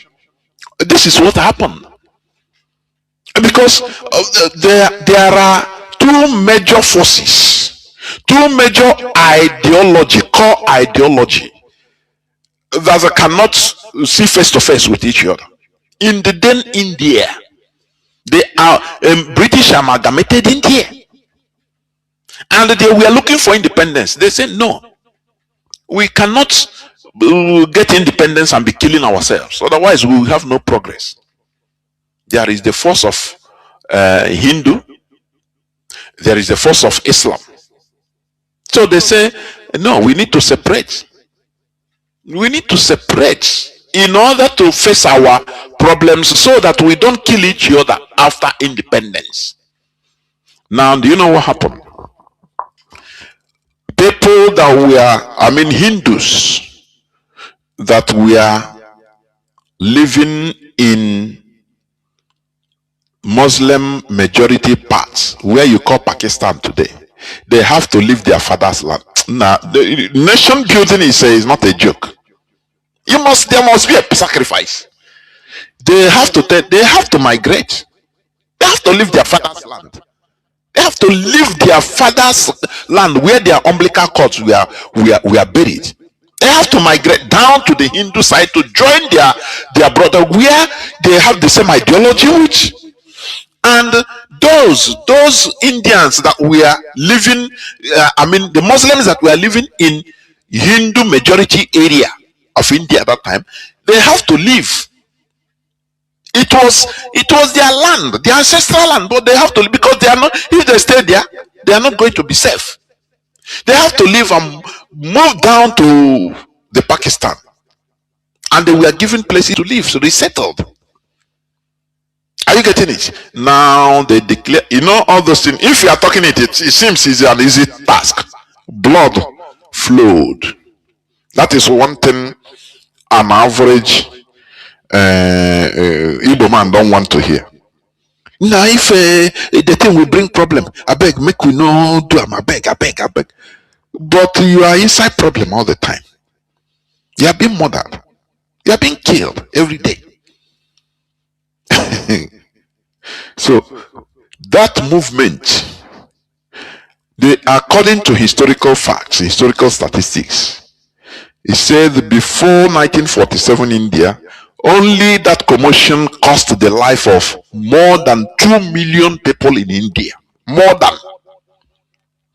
And there were movements of more than 20 million people that moved up and down. And that is why in 1947 they declared independence as 2 states. To the surprise and wrath of Britain, because they wanted to mix up everywhere. The same thing. That is why they charged Frederick Lugard that what happened in Britain, that what they don't want to lose Nigeria like they lost India, so he must make sure to grip the messy amalgamate called Nigeria. And that is why they negotiated with Sadwana of Sokoto anyhow, so that he must join Nigeria. Nigeria will be one. And since that day, the mantra has been the unity of Nigeria. One Nigeria. Nigeria must be one. These are things they put. There is, you see this word being spoken. There is power. Every time you hear one Nigeria, one Nigeria, one Nigeria, unity of Nigeria, unity of Nigeria. That is what has been spoken since independence, 1960 today. They are fighting for one Nigeria. Since that time, since more than 60 years till today. And you never get it. And you will not get it. You see that until we go the way of India. So, when they say Northern Reconciliation Group, who will take responsibility of hundreds of thousands of Christians that were murdered, if not millions, since independence, since even before independence till today. They don't talk about them because they are not human beings. That is how cheap the so-called Christian Association of Nigeria is. Very cheap. They don't represent their people or Christians at all. I saw these cops. I had to run back. My pastor asked me, "Why did you come back?" I said, "No, I just left for Kaduna 1 week, and then I heard what happened to my people in places in Kanu. I just came back." So it is something that has. Sorry, sir, if I'm interrupting. What year are we talking about? I'm taking you back. Okay. To tell you that I was available when the Bonke crisis happened in Kanu. I was also there, not only there, but buried the mass people that were buried in 2000. I also buried the mass people that were buried in 2002. Then fast forward to 2006, I said I was the pastor who first came out to condemn the Danish cartoon because I knew what was going to follow. But despite that effort, Christians were killed in Maiduguri, Christians were killed in Bauchi for an offense they had no problem about. They knew nothing about. If I just move backward, what happened in 2002, many Christians in northern Nigeria, including Kaduna, don't even know the lady who wrote the article. But they ended up having their churches burned.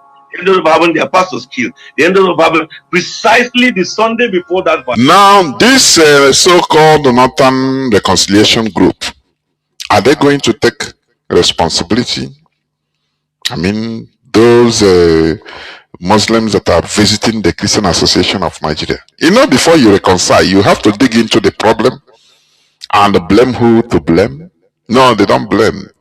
The so-called Christian Khan chairman of the northern state, they have lauded it.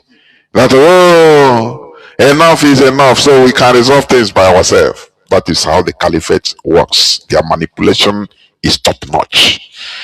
What you are seeing, their manipulation goes with huge sum of money.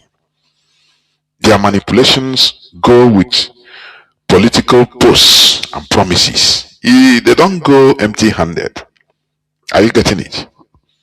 That is how things are done.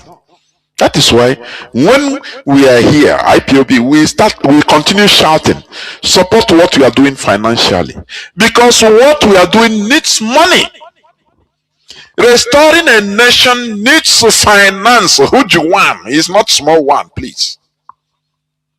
There are things you have to, there are people you need to buy even. Lobbying takes a lot of money. When you hear what is happening, People don't know when they tell you about, oh, it's IPOB that escalated it. You think it's only going on social media talk. No, no, no. It took money. Many people don't know. IPOB spent some money. That is it.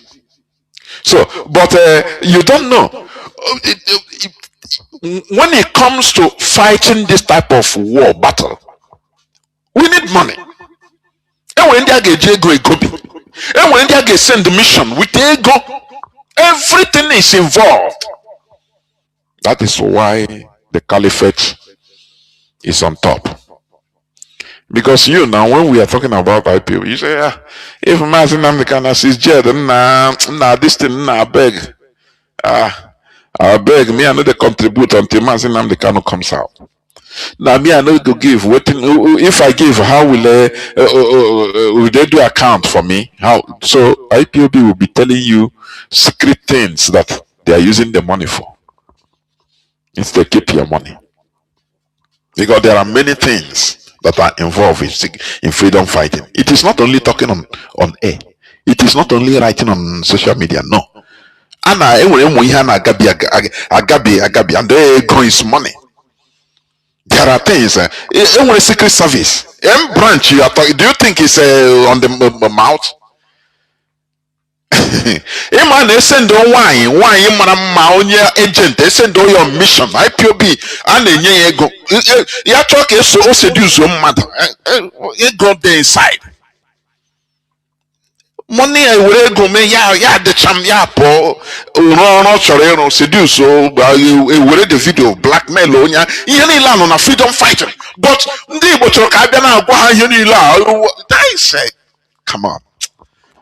Mazi Nnamdi Kanu one day he just cut all the broadcasting now with US and Nnamdi natural no kabia I may explain so that our enemies are not they don't know that what we are doing in this money. You don't know that. When you hear M branch, do you think it's only in the mouth? Do you think that do you think it's just going like that? Him and in freedom fighting, and even a good information. Don't you know that? And when they with blackmail, why cha. Video blackmail, condition all the people to do something we want. Don't you know that? Don't you know that? All those things needs money. That is it. So what am I trying to say? This so-called reconciliation, Northern Reconciliation Group. What about these people that have been cut short, hacked to death? What about their Almajiri system? Have they all of a sudden they no longer call others infidel? Very, very sad, honestly. Let me just read this thing a bit. I think the other clip I wanted to play, I will not play it. I will play it another day because it will be a separate program on itself. Okay, let me read it again. Okay, where did I stop? He explained that the group included, Dr. Hakim, who led a delegation under the aegis of a newly created group called Northern Reconciliation Group, NRG, to the offices of the two religious bodies on Tuesday, said it was time for both Muslims and Christians to come together to live in peace and harmony, especially Northerners. He explained that the group included Christians and Muslims who were Northerners and shared the same belief that God created them as one people despite their differences. Dr. Hakim said they decided to come together to promote peace, unity, and reconciliation in the region because the region has already paid the price due to several crises witnessed in the region for decades.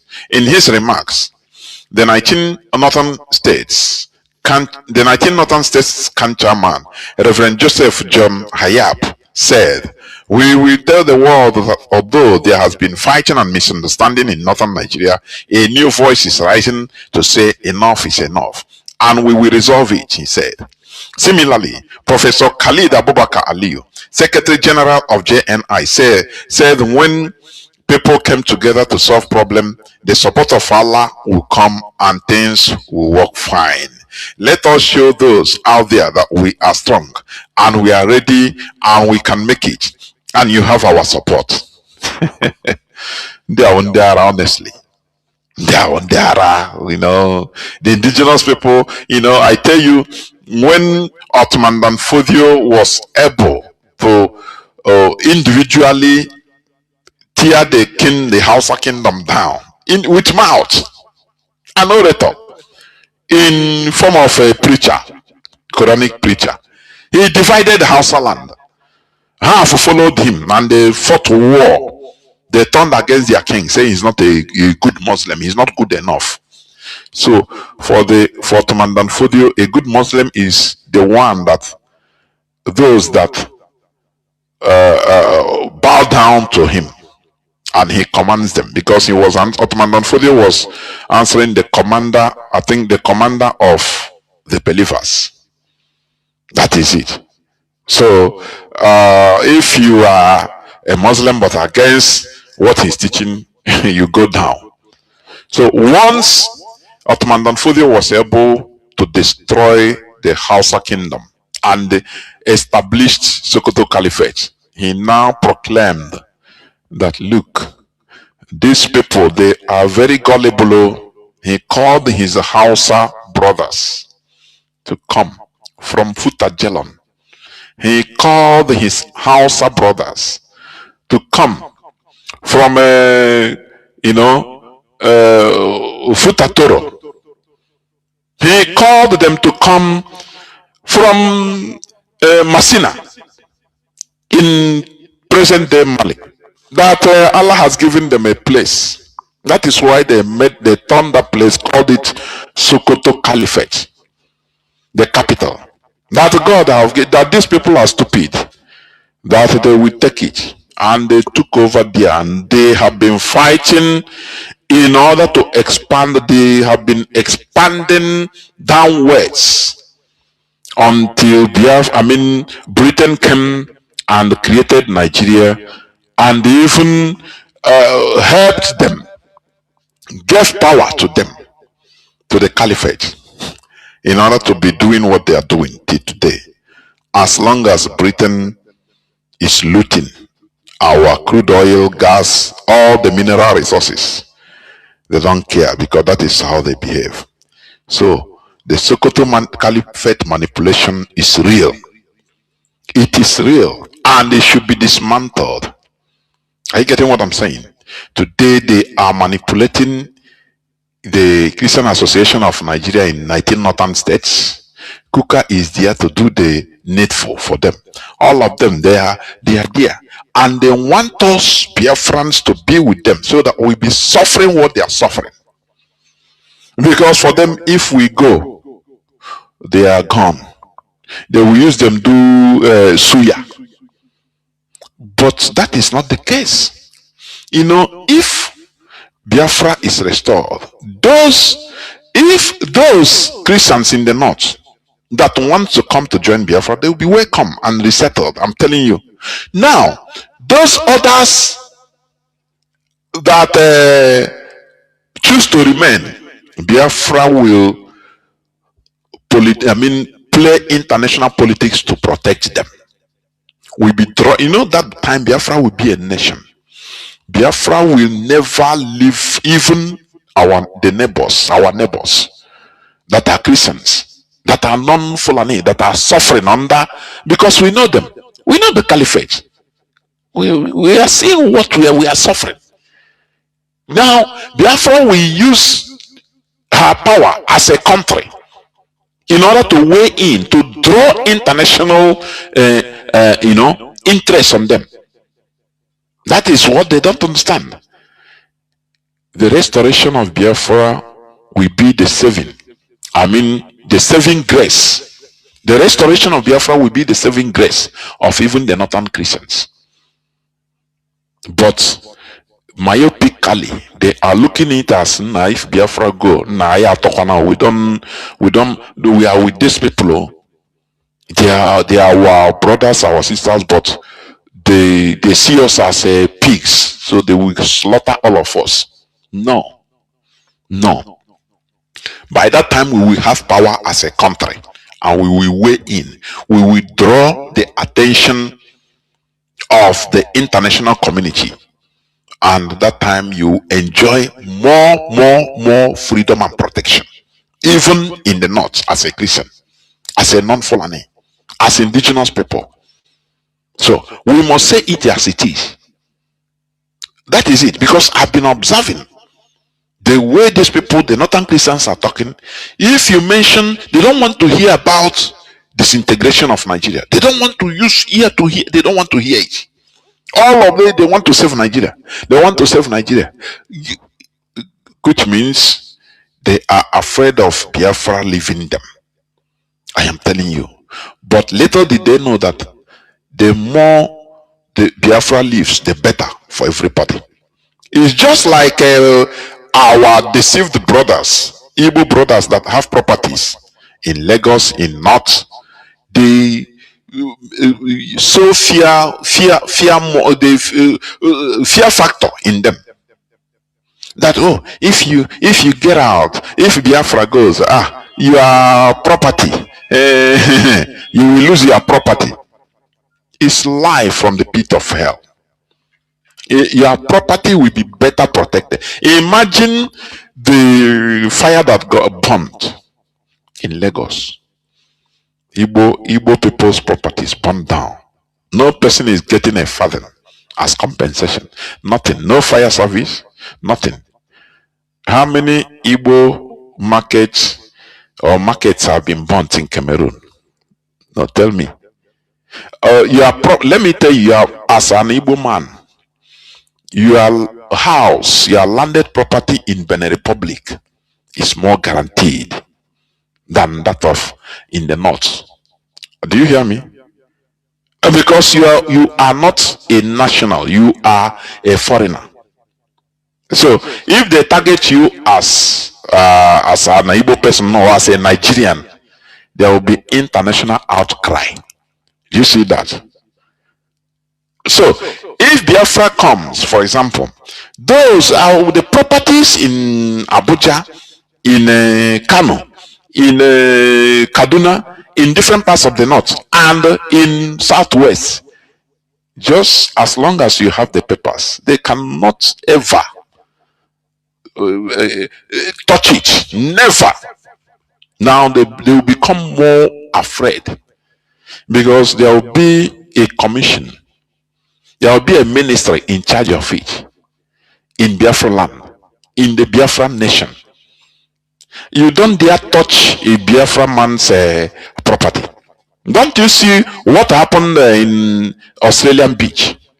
The killing, the anti-Semitic killing of people in Australia during the Jewish is it Hancock one festival, one Hanover Bay Hancock festival they are doing in a beach. Didn't you see the president of Israel in faraway Israel gave a warning? He reacted, and the pressure he will put as a country will facilitate the protection of Jews everywhere around the world. Don't you see that? Don't you see that? For people that are telling you that, oh, once you go your Biafra, which means you abandon your house in Abuja, which means we will take over your house in Castina. It's a lie from the pit of hell. They are sowing this into you as a fear factor. It's a lie. It's a lie. If Biafra is restored, is that time you will be as safe as anything. I am telling you. So this is exactly the same which the non-Fulani Muslims or non-Fulani, the indigenous people in the north. All this their fear, they always use it. The caliphate, they know how to manipulate your fear. They turn it against you so that they continue subjugating you. Now don't allow Biafra. If they talk about Biafra, don't go with them. Don't ever talk in favor of them. We are not an ass. But tomorrow they will kill you. And next tomorrow they will say, okay, let us have reconciliation. Who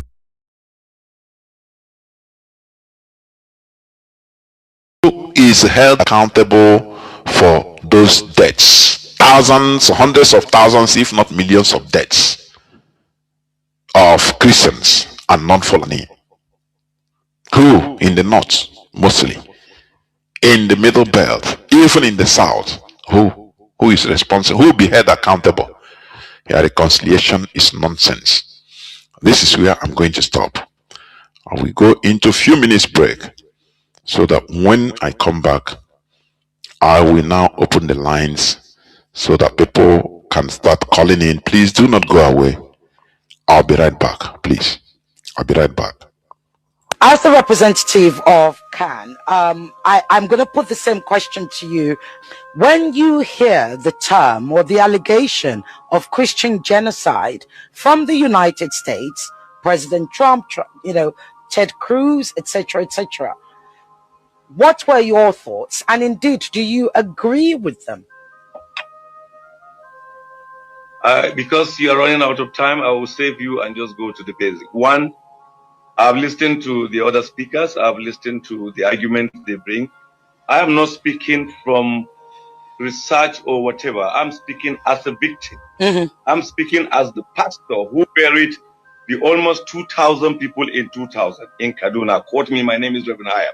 I'm speaking as the pastor who also did the mass burial of the over 300 people of the Miss World Beauty pageant on the 23rd of November 2002. I'm also the pastor who came out publicly to denounce the Danish cartoon in 2006, but it later leads to the death of Christians in Maiduguri and death of Christians in Bauchi. So I have been around and I think I know this story. Listening, we are coining it into the politics of America as if we are not in Nigeria. And someone is saying that activity was used. Sincerely speaking, there has been killings of Christians in northern Nigeria before even the advent of Boko Haram. I was in Kanu. I just left Kanu with 1 week, and the killing of the visit of Reabonke happened. People were caught. It's a different thing that you are shot to death. It's something else that you are cut to pieces, caught by the DEC, caught hacked to death. I saw these cops. I had to run back. My pastor asked me, "Why did you come back?" I said, "No, I just left for Kaduna 1 week, and then I heard what happened to my people in places in Kano. I just came back." So it is something that has. Sorry, sir, if I may interrupt you. What year are we talking about? I'm taking you back. Okay. To tell you that I was available when the Bonke crisis happened in Kano. I was also there, not only there, but buried the mass people that were buried in 2000. I also buried the mass people that were buried in 2002. Then fast forward to 2006, I said I was the pastor who first came out to condemn the Danish cartoon because I knew what was going to follow. But despite that effort, Christians were killed in Maiduguri, Christians were killed in Bauchi for an offense they had no problem about. They knew nothing about. If I just move backward, what happened in 2002, many Christians in northern Nigeria, including Kaduna, don't even know the lady who wrote the article. But they ended up having their churches burned. They ended up having their pastors killed. They ended up having, precisely the Sunday before that violence, I had a guest preacher in my church, Reverend Nee preached in my church at Rahama English Baptist Church. You can Google it. I remember when you could Google that. And just a day after that, that man was burnt. His corpse was like that of a small baby. So when you put together all this, in Maiduguri in 2009, when Boko Haram started, they were never attacking Muslims. They actually went for the church because they said, we are infidel. One among the early pastors that was killed was Pastor Oji. Pastor Oji was killed. When he saw he was going to die, he simply said, "Go and tell my brothers I die well." Pastor Osanibon was also Sylvester Osanibon, because I traveled with the corpse to Ekot Ipene, and then Pastor Yakubu Bitrus, whose brother was then the medical director of the General Hospital in Maiduguri. So I got involved in these things more than the here story. The Christian North have suffered killing. The Christian North have suffered so much in this thing that today culminates into genocide, as it has been called. So for anybody to say it does not exist and is bringing story of Boko Haram or recent happenings of bandits may not understand, because I followed the conversation. Nobody is saying that the Christian North was just killed in 2002 or they were just killed in 2019. There has been a history. There has been certain pattern. There has been certain development. But let me come back to the last 6 years. I am this same pastor who came out severally on this medium and other medium to cry when I was bearing 30, 20, 40, and many other numbers. And why were those people killed? The story they always want to tell us that no, it is a farmer's herders. I'm above 56. I know the difference between a farmer's and herders conflict.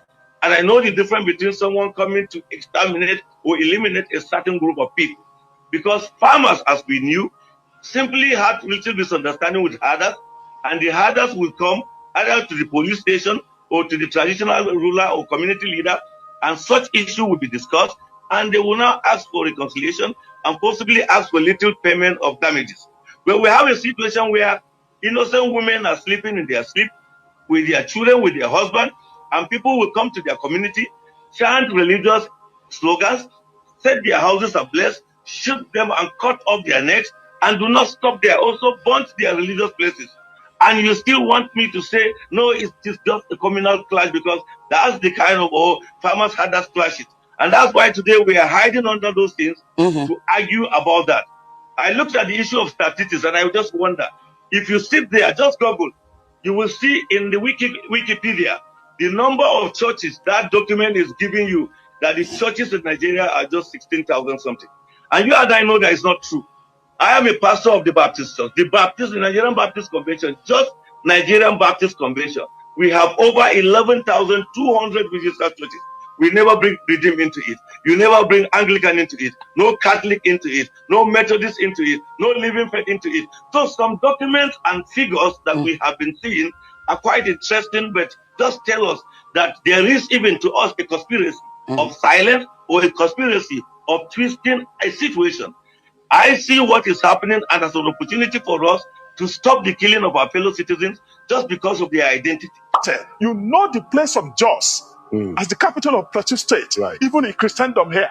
You know that Benue State too is Christian dominated. Why do terrorists target Christians in that place? Why do they allow, what happened to all those people in IDP camps who occupied their natural habitat, the place God the Almighty gave them to live? Why can't they return? Who are the people occupying those places? Welcome back. This is Radio Biafra House of Service coming to you through Radio Biafra London. My name remains Mazi Jonathan Chinedu from Alu province of Biafra Land. And we are here live and direct. Today is the 17th day of December 2025. That's about Bachafo. Remember, we are talking about the Sokoto Caliphate manipulations, and they are doing it on this Christian genocide that is ongoing in Nigeria. You see all this, what they talk about on this clip I played, who has been held accountable. Remember, this man mentioned two pastors that he mentioned. One is Pastor Oji. Pastor Oji is an Igbo man. He's an Igbo man, but he's being recorded as in Northern. Pastor Obong, he talked about it. He said he even followed to carry the corpse down to Ikotekbene. He's an Igbo man. So if you don't mention them, you will not know. Our people are being murdered also in the north as Christians, for your information. So these people that come out and say, no, a reconciliation. Okay, now we have, let's forget about the past, and enough is enough. Or a group has come out. The caliphate is a manipulator. They know how to manipulate. They will use their people, the people they put in order to, the people that they set up yesterday, because they know that a time like this will come. They will activate them. Don't you see? Reverend Father Hyacinth Alia is a complete example. He's an example of the Sokoto Caliphate representatives in Christian robes. They will come and tell you that no, we will resolve our issue. Our lines are now open, please. Our WhatsApp and signal line remains +61 405 142 547. I repeat, +61 405 142 547. I repeat once again, our WhatsApp and signal line remains +61 405 142 547. You can call us and give us your view on the issue that is treated. If because we must continue preaching this gospel without being tired, without being fatigued. Please, this is it. So I have a caller already on WhatsApp. Call on WhatsApp. You are the first caller. If you are hearing me, please give us your name and where you're calling from, if you may, please. Can you hear me? Yes, I can hear you, Mazi Jonathan. Can you hear me? Yes, the whole world is hearing you. Welcome to the program. Okay, thank you very much, Mazi. My name is Okeke Chigozim. I'm calling from Italy.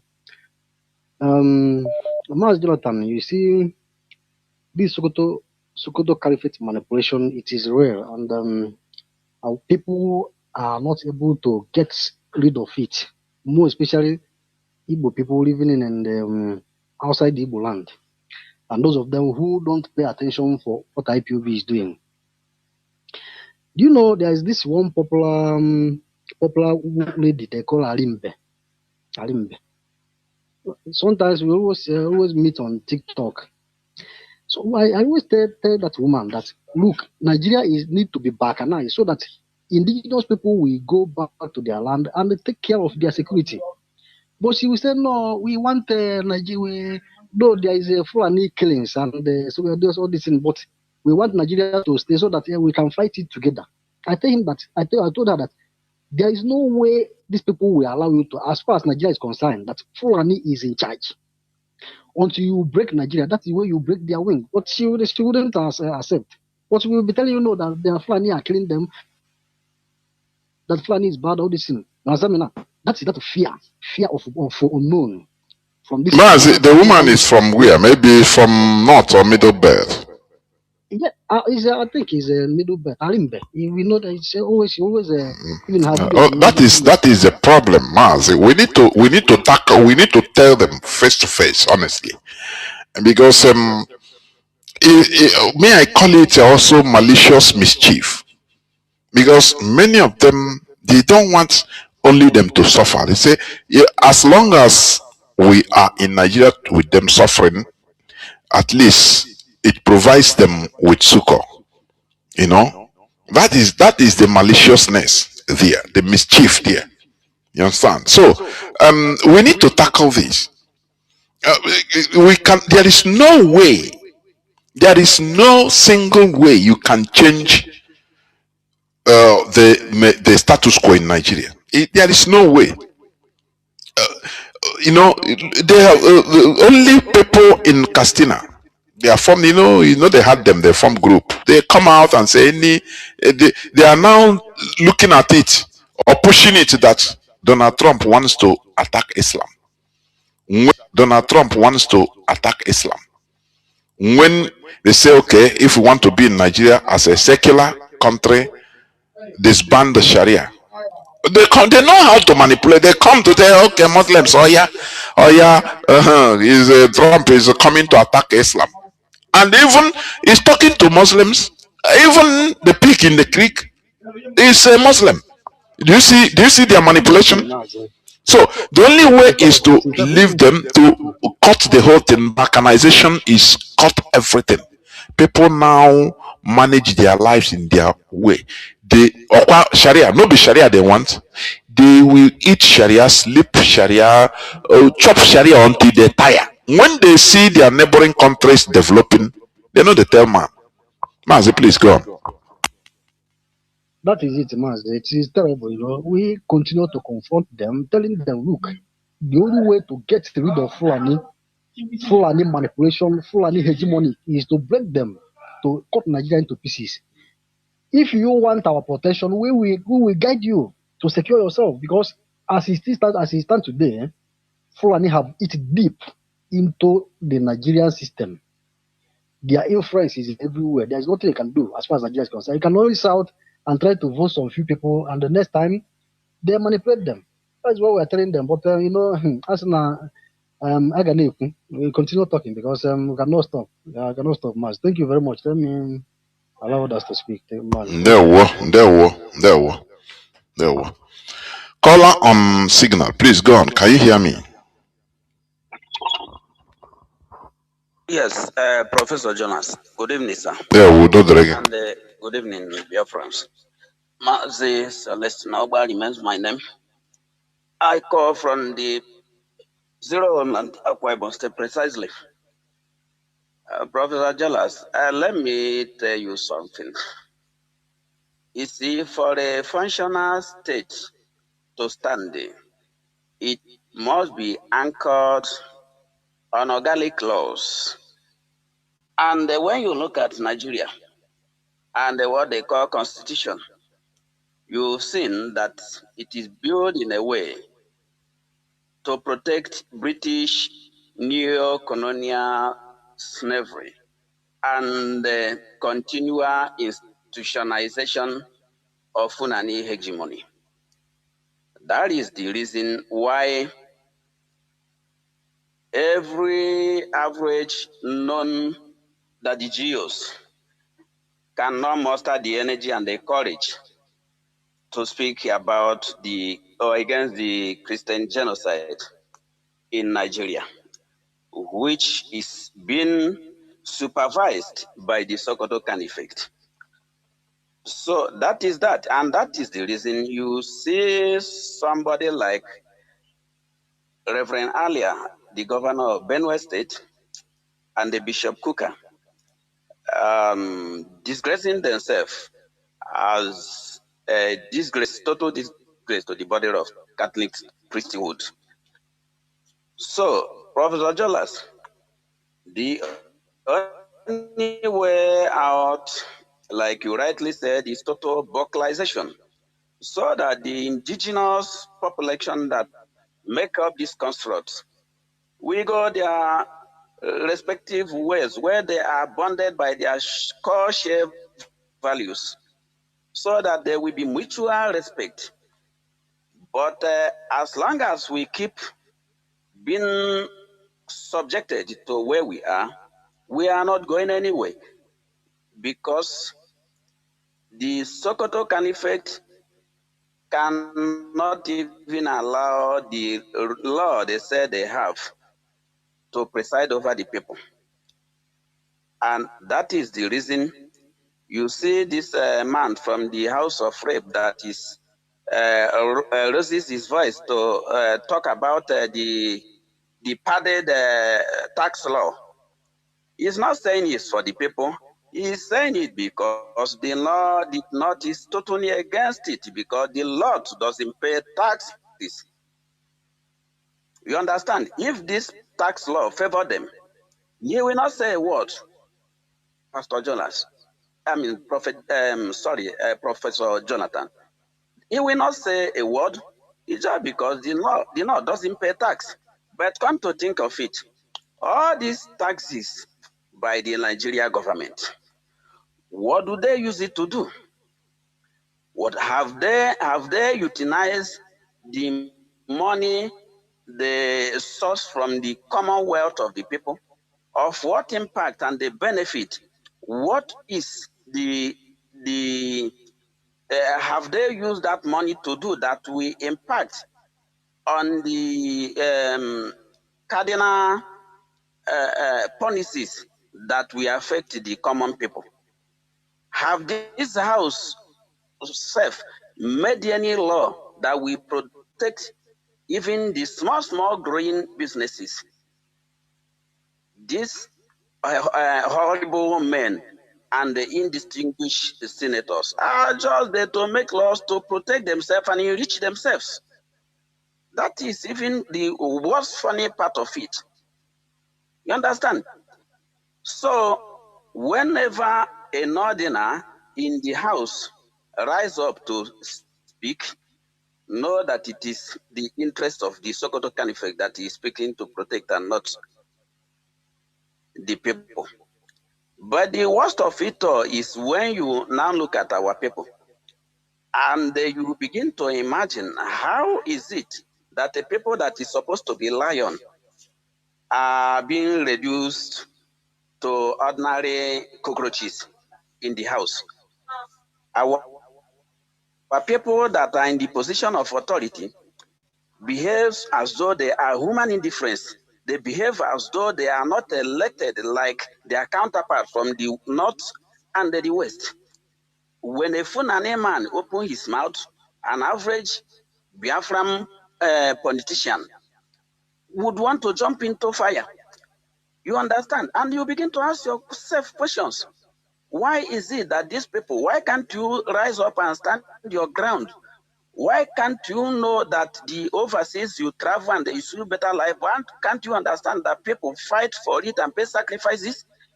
Why can't you understand that there are sacrifices if you want to better a nation, if you want to build the election?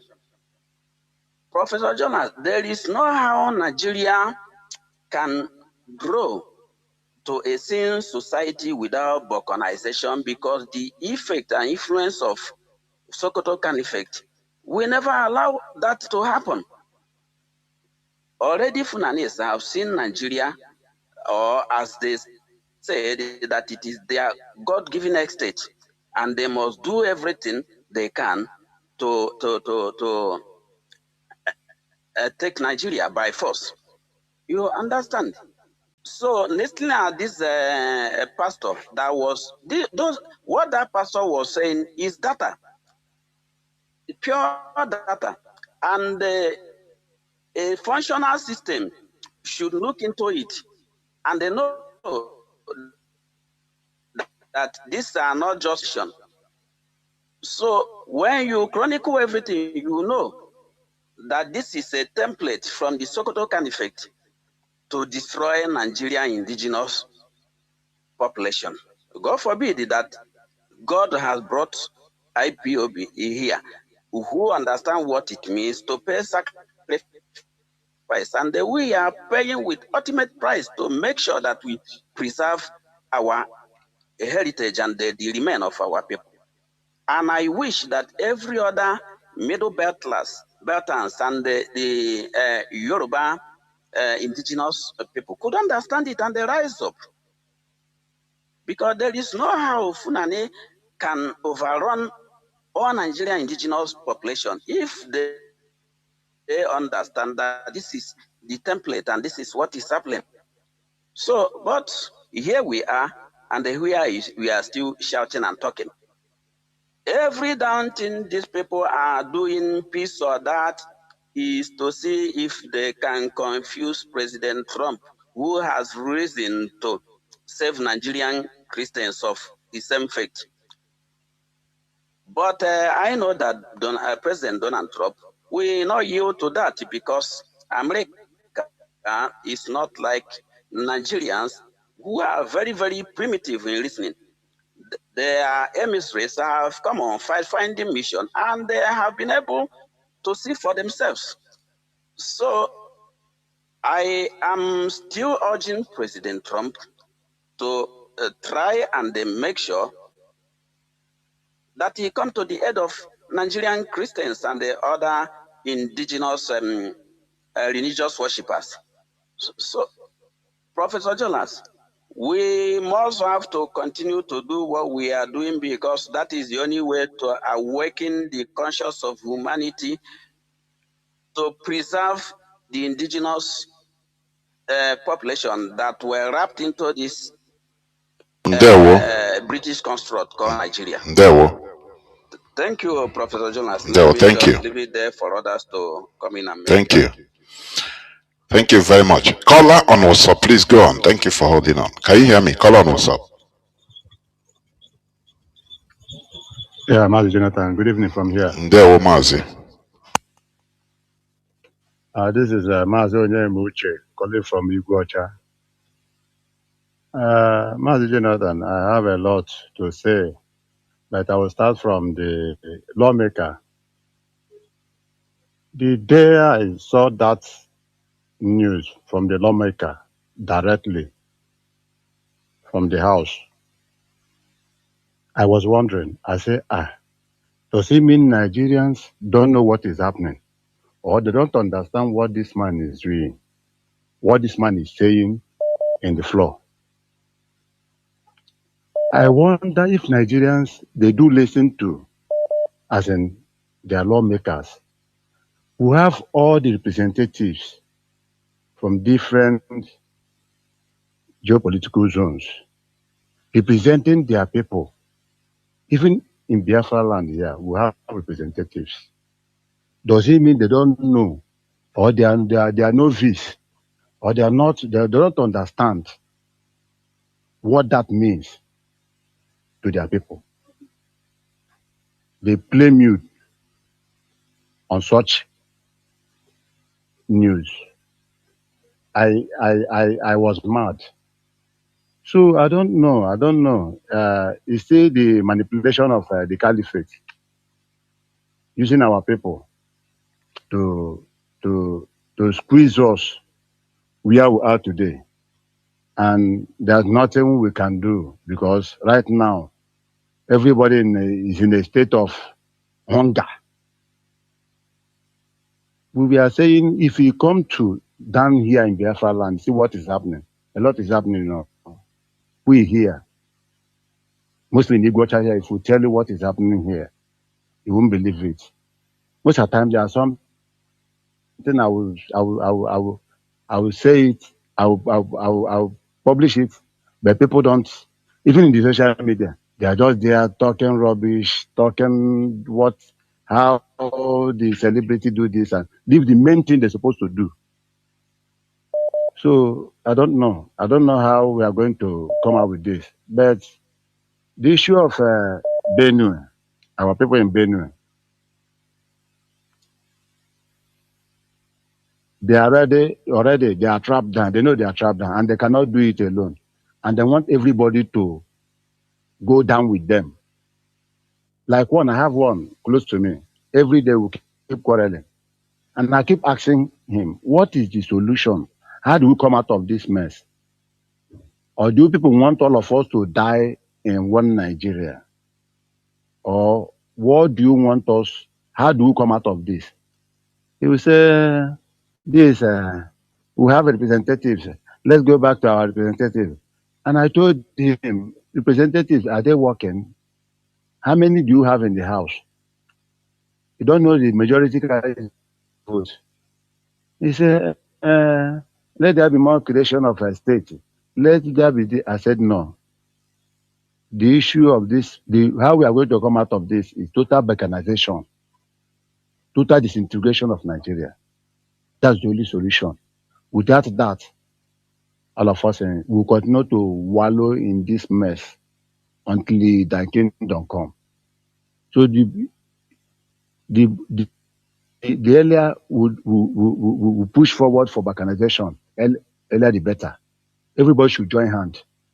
People should think about that, whichever way we are going to do it. But I think we have tried enough. We have sacrificed enough. It is the right time. Whatever the caliphate wants, we'll give it to them. Thank you very much. There, Mazi, thank you. Honestly, that is what I see that these people, the middle birth, even Christians and non-Fulani that are suffering all these things, that is what I see in their mentality. Let us, all of us, go down in one Nigeria. That are we leaving them to? No, that we not go leave them, but we must leave. Call signal, Mazi. Can you hear me? Please go on. Yes, Mazi Jonathan. There we. There Mazi. My name is Mazi Fine, calling from this location. I thank our leadership, and also I thank you, Mazi Jonathan, for your good work. I thank you, Security Network, for protecting Biafran land. If not, also Bazu. Also, I thank our leader Mazi Nnamdi Kanu. He will live and see Biafra. Mazi, let me say my own view based on your topic. Mazi, you see Nigeria. I never see a country like this country since when I was born. Mazi, pardon of budget pardon. This budget pardon is only in Nigeria that I had this budget pardon since when I was born. And then you see the Nigerian people, when they hear that kind of news, you will see all of them we go to their bed and sleep, knowing that it's affecting every one of us. But they will never shake body because Nigerian youth are very lazy. Now look at this one again. There's still padding of taxes, something. Mazi, this is not Mazi. Let me put it in a clearer view, please. You know, in Nigeria, they give name like what you call budget pardon. That is I mean, a phrase they use to qualify the evil.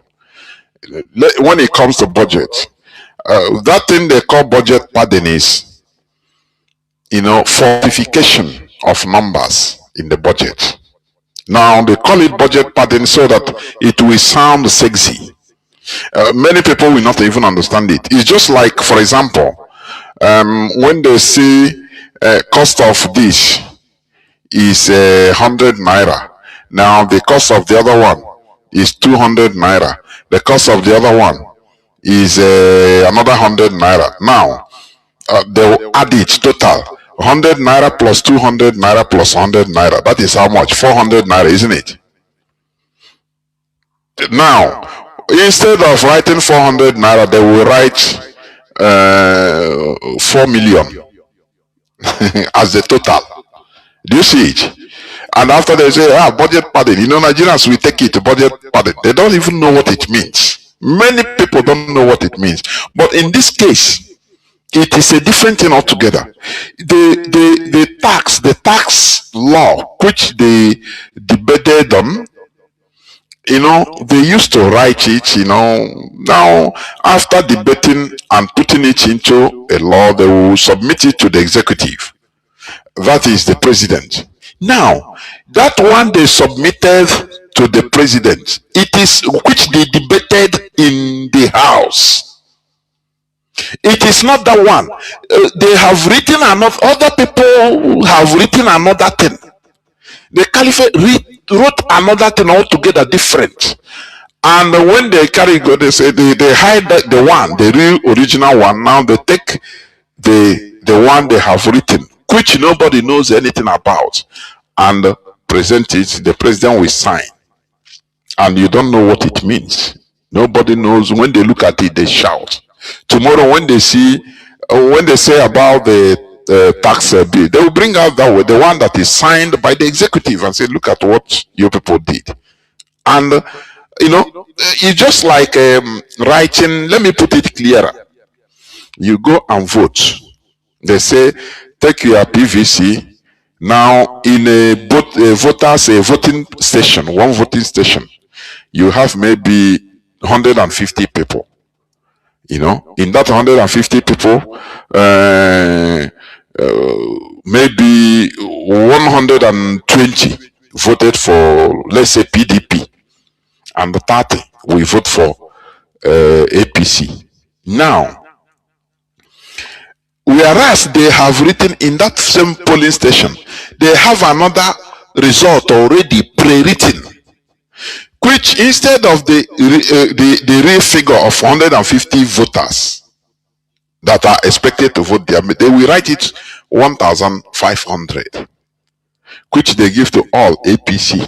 APC has we have 1,420. Now PDP will have 80. I'm just giving you example. So it is all are falsification, so that people will understand it is fake, falsifying of things, and this is a very heinous crime. Mazi, please go on. Mazi, that is what I'm trying to illustrate. Because Nigeria, in fact, this country, I never see. Upon all these things now that have been happening from National Assembly to the Zero Assembly, none of these Nigeria youth will shake body to make sure that they all react, even to react, so that the people will know that there is a people that these people are representing. They will not react. That's one thing about this country. Mazi, it marvels me sometimes. I don't know why this country still continue to be existing. But nevertheless, I know that we can never relent or surrender not to get our freedom. Mazi, you see, Sokoto Caliphate, you see how they are mallecting these Christian people at North, trying to deceive them to accept false information that everywhere is good, everything is good in that place. Why Christians are being killed every blessed day and night. Churches are being burned. Mazi, in fact, I don't know. Sometimes I tell my people that these so-called legismen, they are using them, politicians are using them to deceive you people. Because when politicians will be elected, they will go and make friends with those clergymen. Somebody like Bishop Kuka and the other one. All those people, they are receiving money from these politicians. And also, the Caliphate are paying them. And that is why they can never say the actual thing that are happening at the North. I want to tell the world that the only solution that can make this killing of Christians to stop is to divide Nigeria. That's the only solution. Leaving Nigeria to continue as a one, they will continue killing Christians over there without nobody asking about them. And let the northern Christians, let them wake up. Let them wake up and also voice their voice. Let the world know that they are killing them. Because if they allow this bishop and the pastors and they can representing them to say their own or to present what is happening to them, they will not actually present what is happening to them. Then we turn it outside down in the way that it will suit a Sokoto Caliphate. But for us, we must leave this country, though, because I never see country like this. So we must leave this country, whether good or bad. That's a good night from here. There were Mazi. Thank you. Caller on WhatsApp, please go on. Caller on WhatsApp. Can you hear me? Yes, Mazi. There were Mazi, please go on. Mazi, ekele ka m na-enye unu. Mazi, concerning this news, although about the cohesion of northern elders concerning the Christian Association of Nigeria, CAN. I read this news this morning when I was going to Lagos this morning. But Mazi, honestly, I reached the stage of when the so-called chairman of says that enough is enough. They will show the world that they are embracing peace in the northern region. Mazi Nobi, I just pinched that news to be constricted for the journey, for the road of Nigeria, because Nigeria, also Nigerian road is no good. If you not die from accident, you die for you not fear for kidnapping, die from accident. So Mazi, what I see is that happen in the north is so-called politics. They are using all these men of God. This is what make me to reject, not that to reject Christianity since 2018. So Mazi, I've been asking myself this question today. After I read this news, I ask myself, where is the next forward to go? Because I reason it that these people, they want to quench the Christian genocide, or what Trump wanted to do to Nigeria to help the Christian, for them to get their self in Nigeria, or to have freedom in Nigeria.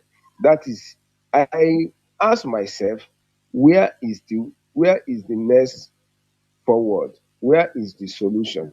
And my solution, the answer I give myself, that we as a Biafran, as that na mmadụ nọ ya na mmiri, ọ bụrụ na ọnọdụ ebe nọ ya na mmiri, mmiri na-eri unu, ị na-eri ma ofu onye nke ọzọ zọta onwe ya, chezọ onye nke ọzọ, ma ọ fụdat na onye ahụ achọghị ịzọpụta onwe, a ga-ahapụkwa ya. So my answer I give myself, that we must continue pushing this thing till when the necessary achievement come, that we Biafra, we must save ourselves before saving others. So here about the answer that I give myself.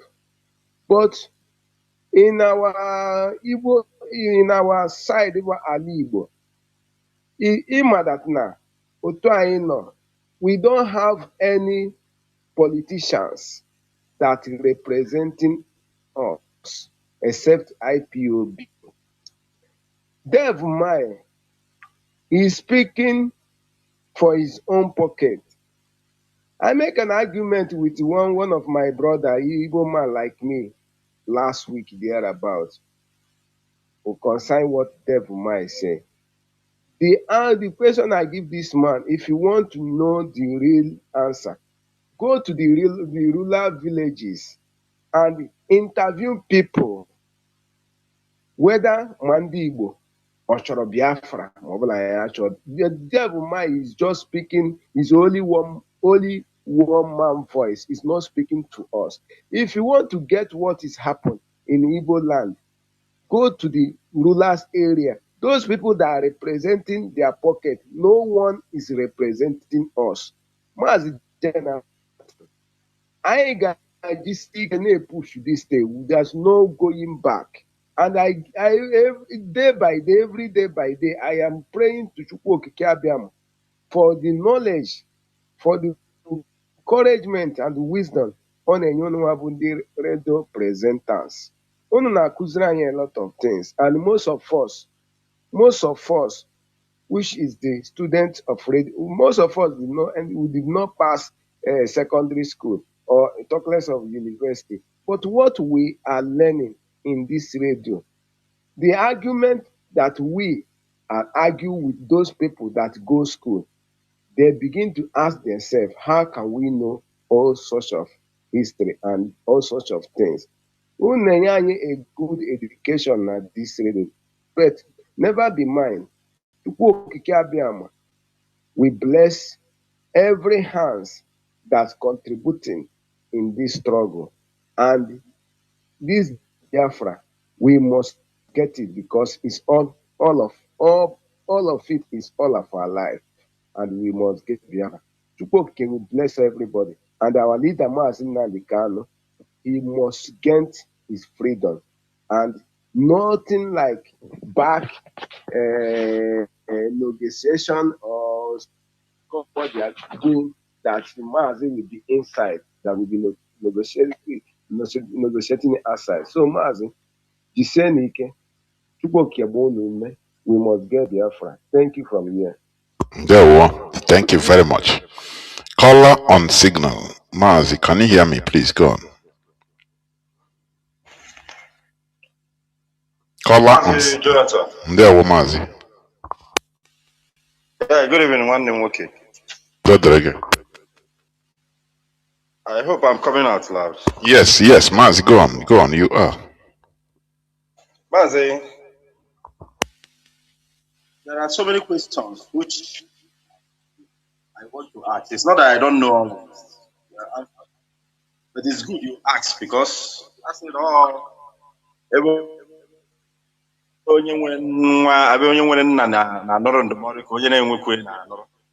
always want to ask, why is it that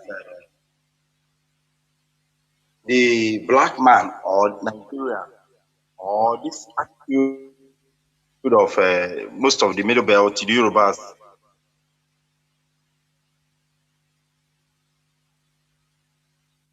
Mazi, you are no longer coming out. Mazi, this, you are am I breaking. coming out? Yes, you are breaking. Please, if you can remove your phone from, speaker, please. It will be better.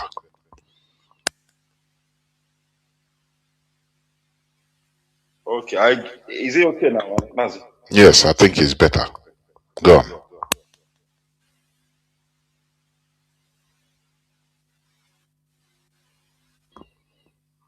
Mazi, can you hear me? Because no matter how it is, we mark to go to. But why is it that black man or those that is in Nigeria or the Northerners or just this mentality of so long I don't have anything to do, I don't have anything.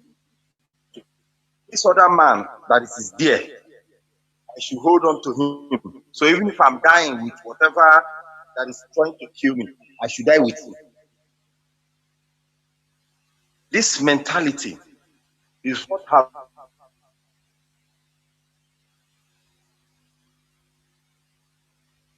all, whether you are in Africa or in Nigeria or in the Caribbean, or there is no mentality of sacrifice.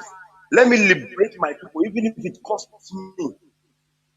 And in the cost of doing that, I will still bring about the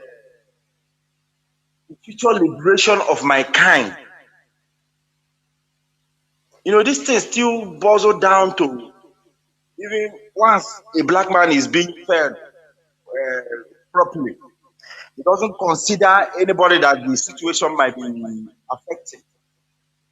And it is very, very bad. That is why the problem of the black man is in the mentality. Not just physical policy, not just all of it. Yes, it is even the mentality. That is why, Mazi, we are lucky.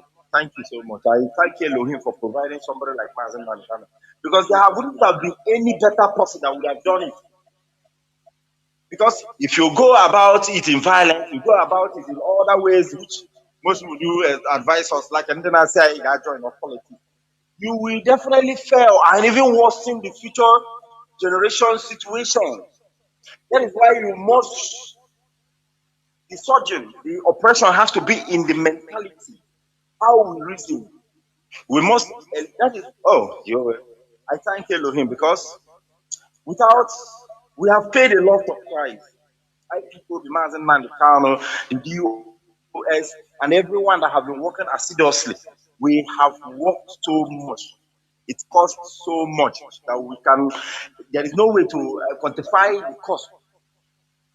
That is why people like us that have come to this position of reasoning, we always reason and we always know that the fault and where we should be able to make turn things around. It is in the mentality, the understanding of black men.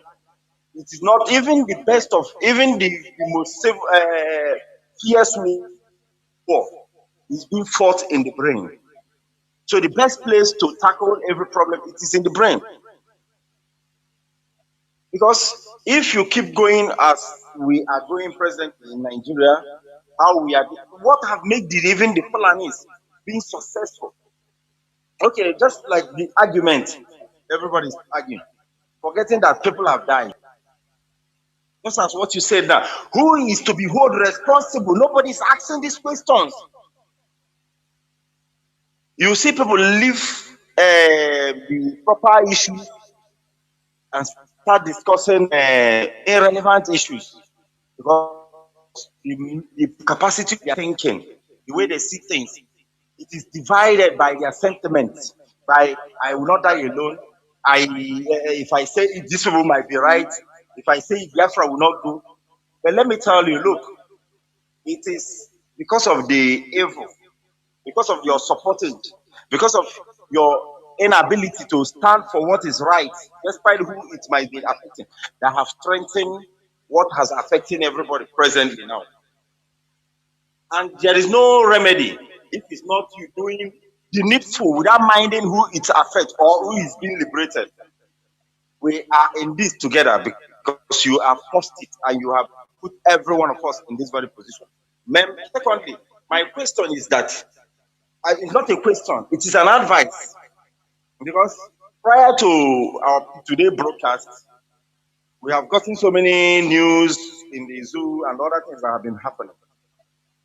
I advise most of these Nigerians, whether this that is in Middle Belt, whether as a Yoruba man, whether as an Igbo man, because you as an Igbo man, if you're not listening, you are not following up, you're doing yourself a great hand. You are the one that only who have remembered and that you must happen to Radio Biafra. Because if you watch most of their actions, things will happen. People will be calling on the government. Even just like the general that was killed. You do not know that the Fulanis, the Boko Haram and the terrorists have infiltrated, that there is none of safety that is guaranteed. But I advise you to be listening to Radio Biafra, because we that have been listening to the Radio Biafra, we have done ourselves a lot of good by how we operate, how we see things, how we analyze things, how we approach things. And that have kept many of us alive. Here in Radio Biafra, you will no longer be in doubt of the capacity of evil of Nigeria. You escaped with your troop and you were sending to who? Is it today that they have killing your kind? Bade, who is more in higher position? They killed him like a rat. If I start counting, we will not live here. So whatever place you might be, it is a very good opportunity that you listen to Radio Biafra, because those that have set out this very platform it has cost them a lot because of your kind. And we are not here for ourselves alone. We are only here for the restoration and the safety of those that love freedom. Because what have come to exterminate every one of us, it doesn't, as in there is no stopping until they get to the Atlantic. Then thirdly is that if you are here crying for Mazi Nnamdi, I think you are making a very big mistake. There is none of us that is in this very place that have not known our fate or the consequences of all of these things that we are into. But you should be crying for yourself, because most of you don't even know the gravity of the evil that we are into. The Fulani Caliphate, the Sokoto Caliphate, have endured it for almost 200 years. And even if I should ask, even Wikipedia and all of this, cannot give account of the numbers of people, millions, that this very Fulani have killed. The Hausa has killed themselves together with the Fulanis. The Yorubas have been slaughtered during prior to the 1966 coup. There was killing in the Middle Belt and presently in the Yoruba land and the West, all of those things. Before the war breakdown, they killed all of these things. And there is no stopping them if you don't align yourself with the two. Mazi, there is no other option, because every option has been tried. If you look from the 1966, 1914 amalgamation, 1966 independence, these are all I discussed as in a position. that this is where we should go. It has been tried. The amalgamation did not bring successfulness. The 1966 independence did not bring even the so-called Second Republic and Third Republic and the Constitutional Amendment and even the Constitution establishment in 1999 never guaranteed anything. But I want you to look at, because I said,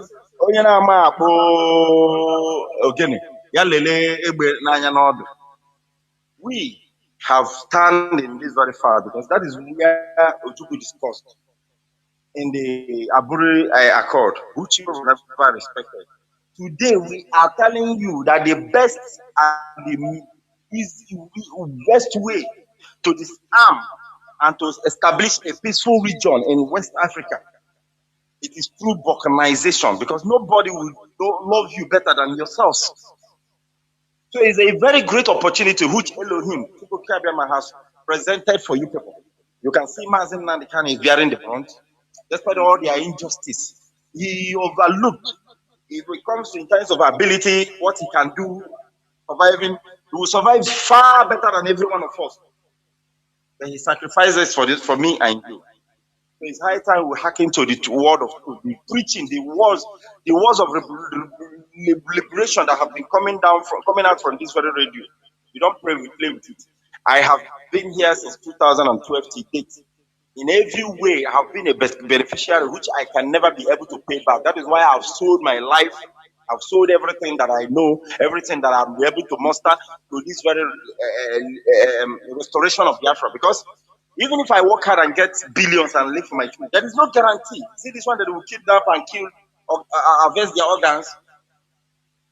I must fight for the liberation of the, as in people, the Eastern Nigeria. And it is as easy as for you to join the train to make sure that we come against this very Fulani Caliphate who have been the beneficiary, who have been the perpetrators of all the killings since 1918 something to date. Man, I say, may Elohim bless you, even more than the DOS, because there is no word I can use now to, quantify how it is in me or, equal their commitment. I say, may Elohim bless every one of us. There And give will. us the strength to continue. There will. We Thank can you. never stop. There Thank will. you so much. There will. Thank you. Caller on WhatsApp, please go on. You'll be the last caller. Caller on WhatsApp, please. Can you hear me? Yes, Mazi Chinedu, thank you so much. Yeah, I want to touch on the comment you made about the Middle Belt and Northern Christians.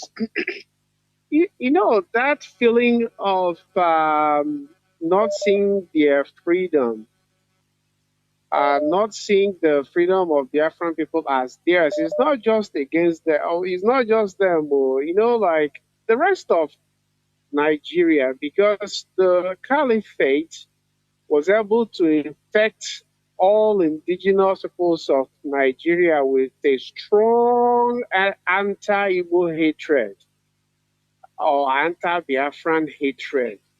It is so strong and powerful that you can see clearly that just because everybody is suffering, but so long as people are suffering, they're just fine with it. And that's where that thing comes from, where they say the crying of marginalization. Everybody is marginalized. But then you're not crying that you're marginalized, but you're saying that everybody is and clearly speaking, everybody is marginalized. But why are you not speaking up? To the point Yeah, that's it. So as everybody is marginalized, it's good. Don't complain. So they blame us for complaining. Why are you complaining? Why it is affecting everybody? So no need. Mazi, I understand what you're saying. Go on. Exactly. And there was a tweet that somebody, a Yoruba person, said, even if Fulani is killing them, they don't care so long as P2B is not the president. And in some gathering, I said, oh, no, just the ordinary person is trolling on the Twitter.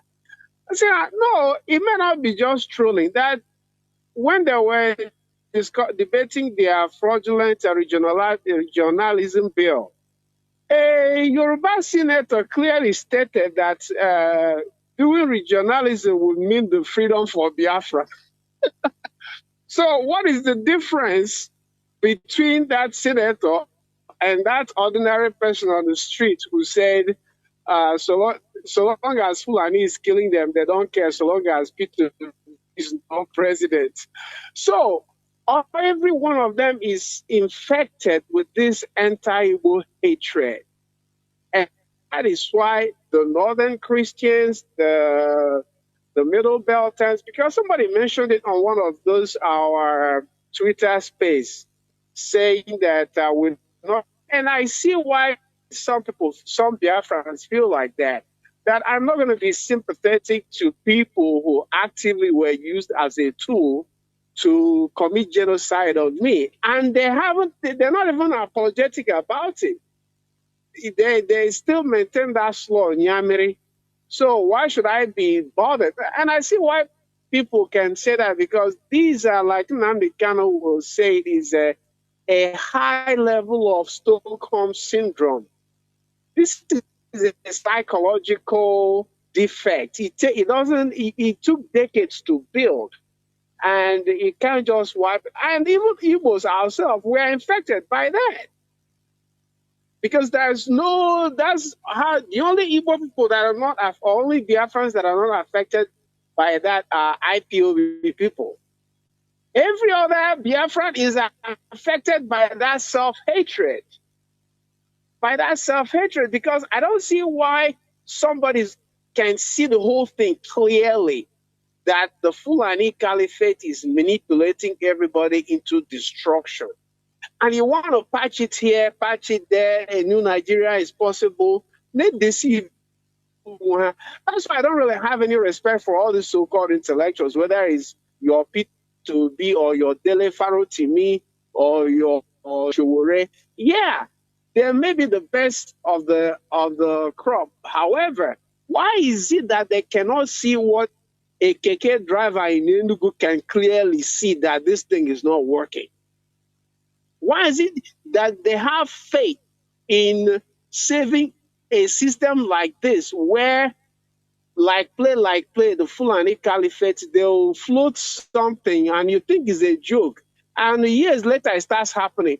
Wasn't it a few years ago that they were saying that they want Yeti Allah to be your forest guard? Wasn't it a few years ago?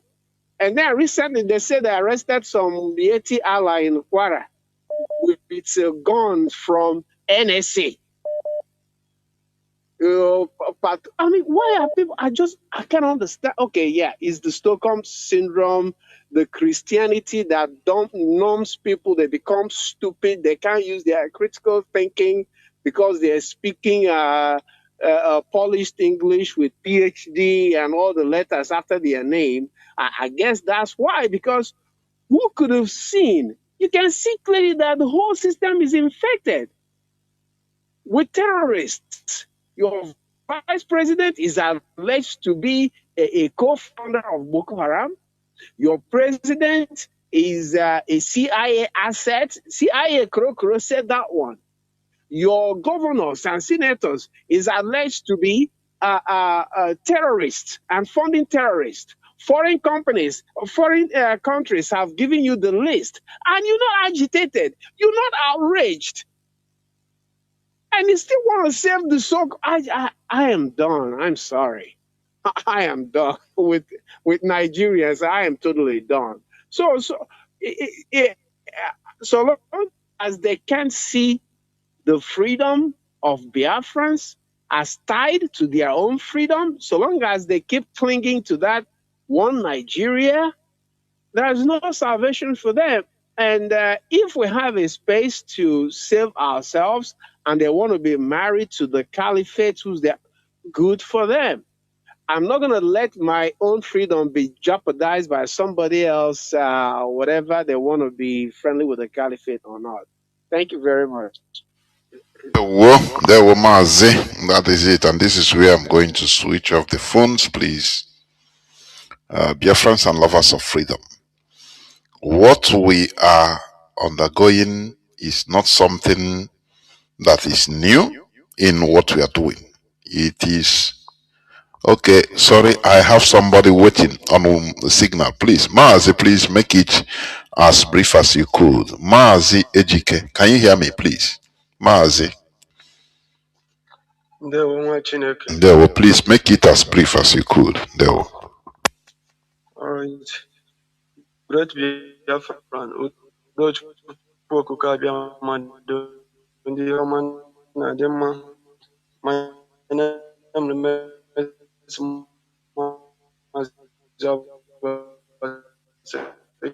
Mazi, your voice is not coming. Please, Mazi, your voice is breaking.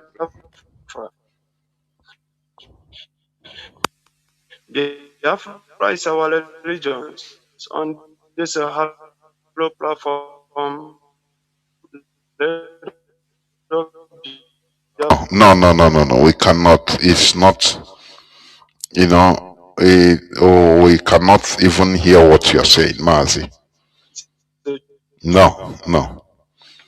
Let me, in the absence of this, let me take this caller on WhatsApp. Please make it brief because the other person couldn't come in because of connectivity problem. Call on WhatsApp, make it brief. Can you hear me?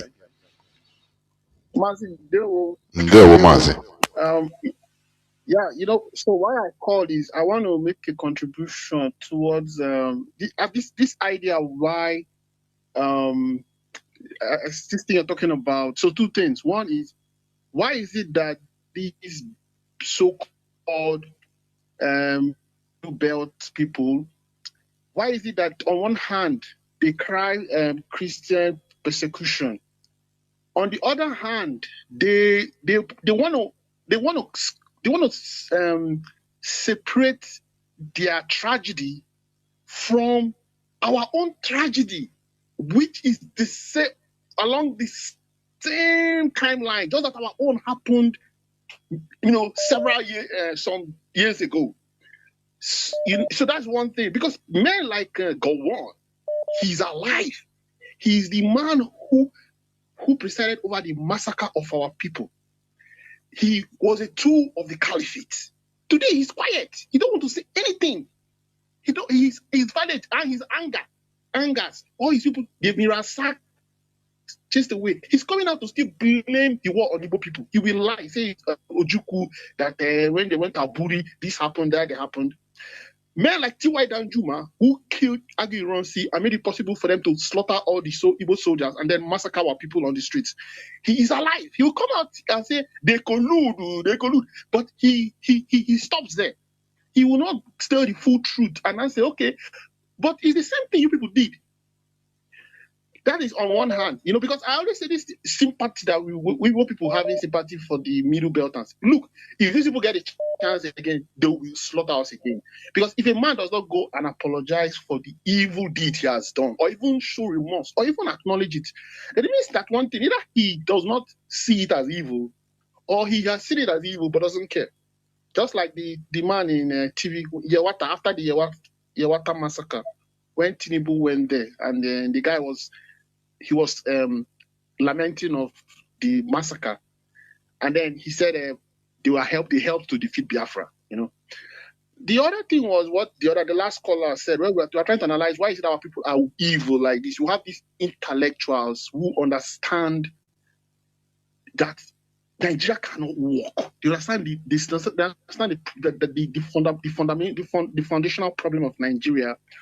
But for decades, they keep sustaining this thing. Because I feel that the main people responsible, it's not only Nigeria, it's Africa, it's Black Africa. The main people responsible for our problem are the intellectual people and elite. Because you cannot blame the ignorant, those people that are ignorant, have not traveled. They don't know any better. So they are very easy to manipulate. But our elite class and intellectual people are the most evil people and people that you indict. When we talk about the sorry state of things in Black Africa, because they understand that these fake boundaries and false boundaries formed in Berlin is not allowing us to grow. But these people, because they are the elite and they benefit from this system in the way it's set up, they are the upper echelon. Then you see they know the truth, but if they don't want to sacrifice their comfort, which they benefit from, and for their posterity, their children, they don't want to dislodge this system or reset the system or whatever, because they don't know where they will end up after resetting the system. They might become they might become irrelevant. So is that our elite class? Because these people, they will tell you they understand the problem, but you see them heading all sorts of agency, fix the Africa, this one, Africa, people like Okonji Iweala. I was listening to something, a lady who was saying where she interviewed Okonji Iweala about the Christian genocide. This Christian Mampo. She met Okonji Iweala in somewhere. I was asking the woman. She said Okonji Iweala refused, did not want to answer that question. She was circumspect. So you see, all these our they know, but their benefits, they give them position. President of Nigeria, Vice President of Nigeria, World Bank, World Cup, everything done under Nigeria auspices, they benefit from it. So they don't want to sacrifice. That is one layer that is sustaining. Even if you come back after 1,000 years, Africa will be the way it is. That's why slavery lasted for 400 years. It's only when the white man came and said, no, stop this. If the white man did not stop slavery, now slavery in Africa would have been going on, and white people would have coming to buy our people. It's our elite class. We are very wicked people, because the advantage the Europeans have over us is from the elite class. They're the ones who came over to Africa and saw the way Africa was and planned and strategized. That is why those people are all dead and gone. But the way they thought, their thought pattern, their idea of legacy, their sacrificial nature, their magnanimous nature, thinking of their people, what matters to them is posterity. It's not just me. They know that they'll be here 100 years. That's it. They're gone. But black man, if it's not me, no, and my people, we don't care. That's the truth. There's a way we're wicked people. I'm not going to miss what. Some of us get it. A few of us, like those of us who cling on to IPOB, but many of us don't. We are selfish. It's just what is in it for us. Thank you. There were Mazi. Thank you very much. Dear friends and lovers of freedom, like what our brother, the last caller, said, we talk about intellectuals or educated people. Yes, we should understand that we are not educated in our own, how do you put it, culture or tradition. No. We are, programmed. When you see educated people, we are programmed to reason. Excuse me.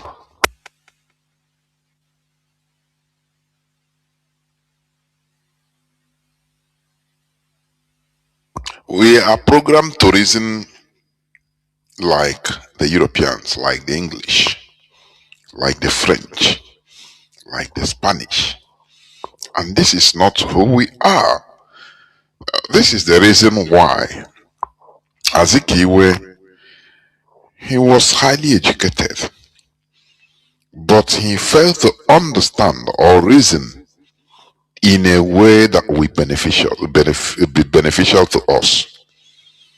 That is the main problem,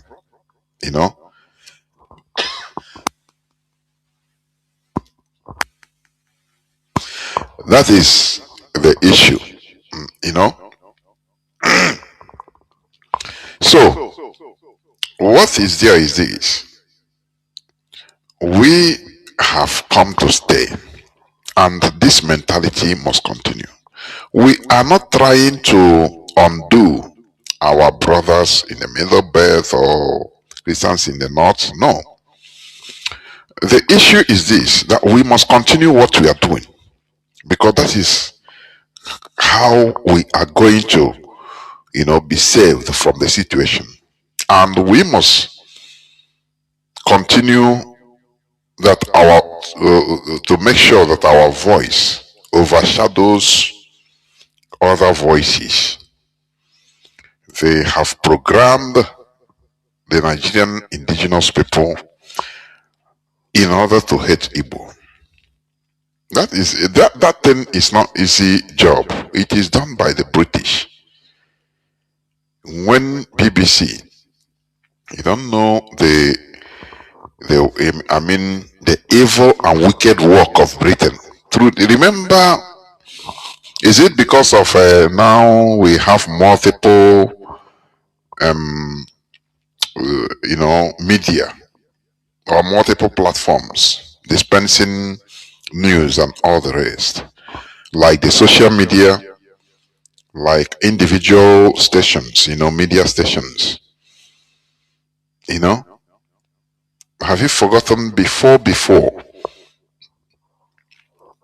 BBC was the owner of the whole world, or our Nigerian world? Whatever you don't hear in BBC is not truth. I'm telling you, I could remember when we were little, all the military coups that we used to, like my father used to, is a BBC we used to tune, shortwave, that time. Once it is BBC that used to announce, first radio to announce military coup in Nigeria. I could remember that vividly. So you see, BBC played a very significant role in the anti-Igbo campaign that we are suffering today. We just have a think. Fulani is killing people, killing everybody. But people prefer the killing, the destruction of the Fulani, the hacking, the genocides of the Fulani to, Igbo being free. You see that it is not something that is started today. No. It is something that has been in the agenda, planned, heavily planned. You know that. And that's why I'm happy that Donald Trump is suing BBC. For even before we are talking of $5 billion, $10 billion for their continuous repetition of fake news and editing. There is no way evil will continue for a particular evil or crime will continue forever, or lies. It must be challenged one time or the other. It doesn't matter the time it takes. That is my happiness in this world. You see people, Alexander the Great, conquered the known world of that time. You see, there was a Roman Empire, Holy Roman Empire, that controlled everywhere in the known world of that time. But after they collapsed, they shrank to what we see today. Ottoman Empire, you see all these renowned empires that thought that they will last forever. Ultimately, at one point or the other, at one time or the other, they will be relegated to the history. That is what you see. BBC committed heinous crimes against us. You see, BBC, what they committed against us is unmatchable to any other. I am telling you. And that is why they will suffer. So, you see, the hatred against us is very deep. This is how they, the colonizers, they will go to a place. That is how they will support and arm one ethnic group against other, to kill, to massacre. When you see like how America indigenous people, tribes, we are annihilated from the face of the earth. It's not only the colonizers or the Europeans that kill them. When they go, they will stoke up problem. If there is a little problem, they will now increase it. They will secretly join one tribe, arm them, make on an agree to go and clear the other. You see, and when they kill the whole, commit atrocities, they will stand alone. Now the Europeans, Spanish or English or Portuguese, they will just clear all of them as easy as anything. That is how they behave. They still got problems between tribes. Arm one tribe against others and be supporting them so that there will be no peace. That is what is called divide and conquer. That is what Britain established in by creating that entity called Nigeria. But we are now wiser. It is not easy to undo what has been there for decades. It's not easy. But it is not something impossible. That is why we are also telling the indigenous people in the north, even the Hausa community, you lose nothing by rising up, because IPOB stands for the liberation of everybody. It is our time to rise up against the Fulani hegemony. The Fulani Caliphate, or the Fulani Empire, which is now known as the Sokoto Caliphate, played a very big role in transatlantic slavery. They captured slaves, Hausa slaves, other indigenous people slaves down to Yoruba land and sold them to the Europeans. That is when the Europeans started noticing them. Not even only there, right? Not even only in Nigeria, in other places in West Africa. That is it.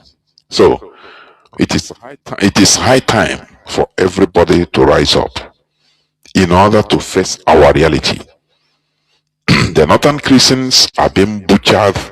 Genocide is being committed against Christians in Nigeria, including Biafrans. There is no doubt about it. The only solution that is permanent is the balkanization of Nigeria. From there, once Nigeria is balkanized, the Sokoto Caliphate will become powerless. Biafra will have a national power, national recognition under United Nations Charter in order to act as a nation and now be able to even protect non-Fulani indigenous people in even Nigeria, if Nigeria continues as of that time, as our neighbors. We now have the power to rise up to stand for them. That is how it is. So, just as you see, even for example, the minority in Hindus in Pakistan, India used to protect them. Yes, they are in Pakistan, the little that is remaining in Pakistan today. India used to any persecution against Hindus of Pakistan. India as a country, as a neighboring country, because these are their brothers, they will rise and say, no, you don't do these people this. We are here. This is how it should be done. But the animosity against Ndibo, Biafrans in general, that Britain started is so deep. But we are trying to uproot it little by little. And that is why you must support what we are doing financially, make contacts and donate, because what we are doing, you are listening from everywhere and it's good. You are learning. But IPOB needs finance. It needs money. You can make contact. It doesn't matter from anywhere. There's no amount that is too big or too small. IPOB is not if you give IPOB $1 million, Afagada san IPOB. Are you hearing me?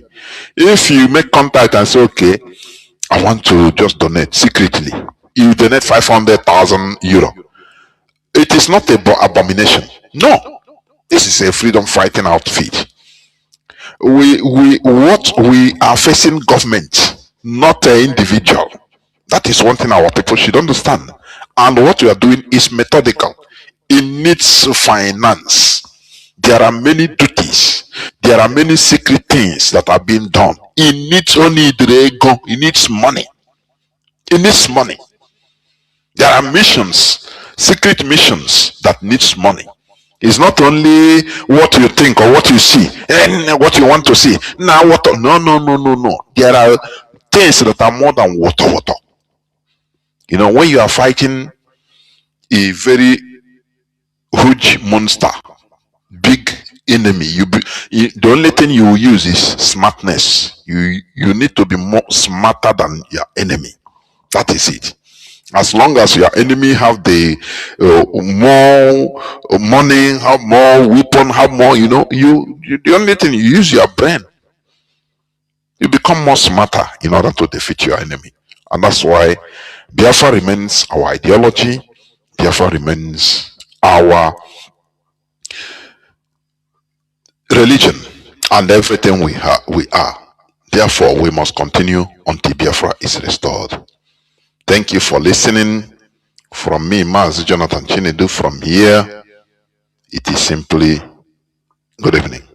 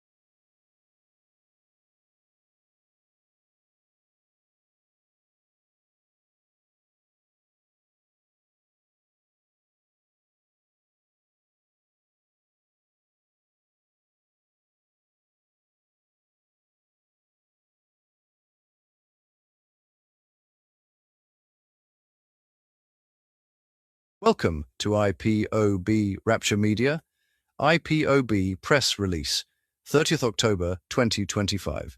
NBA should kindly tell the world under what law Nnamdi Kanu is being tried.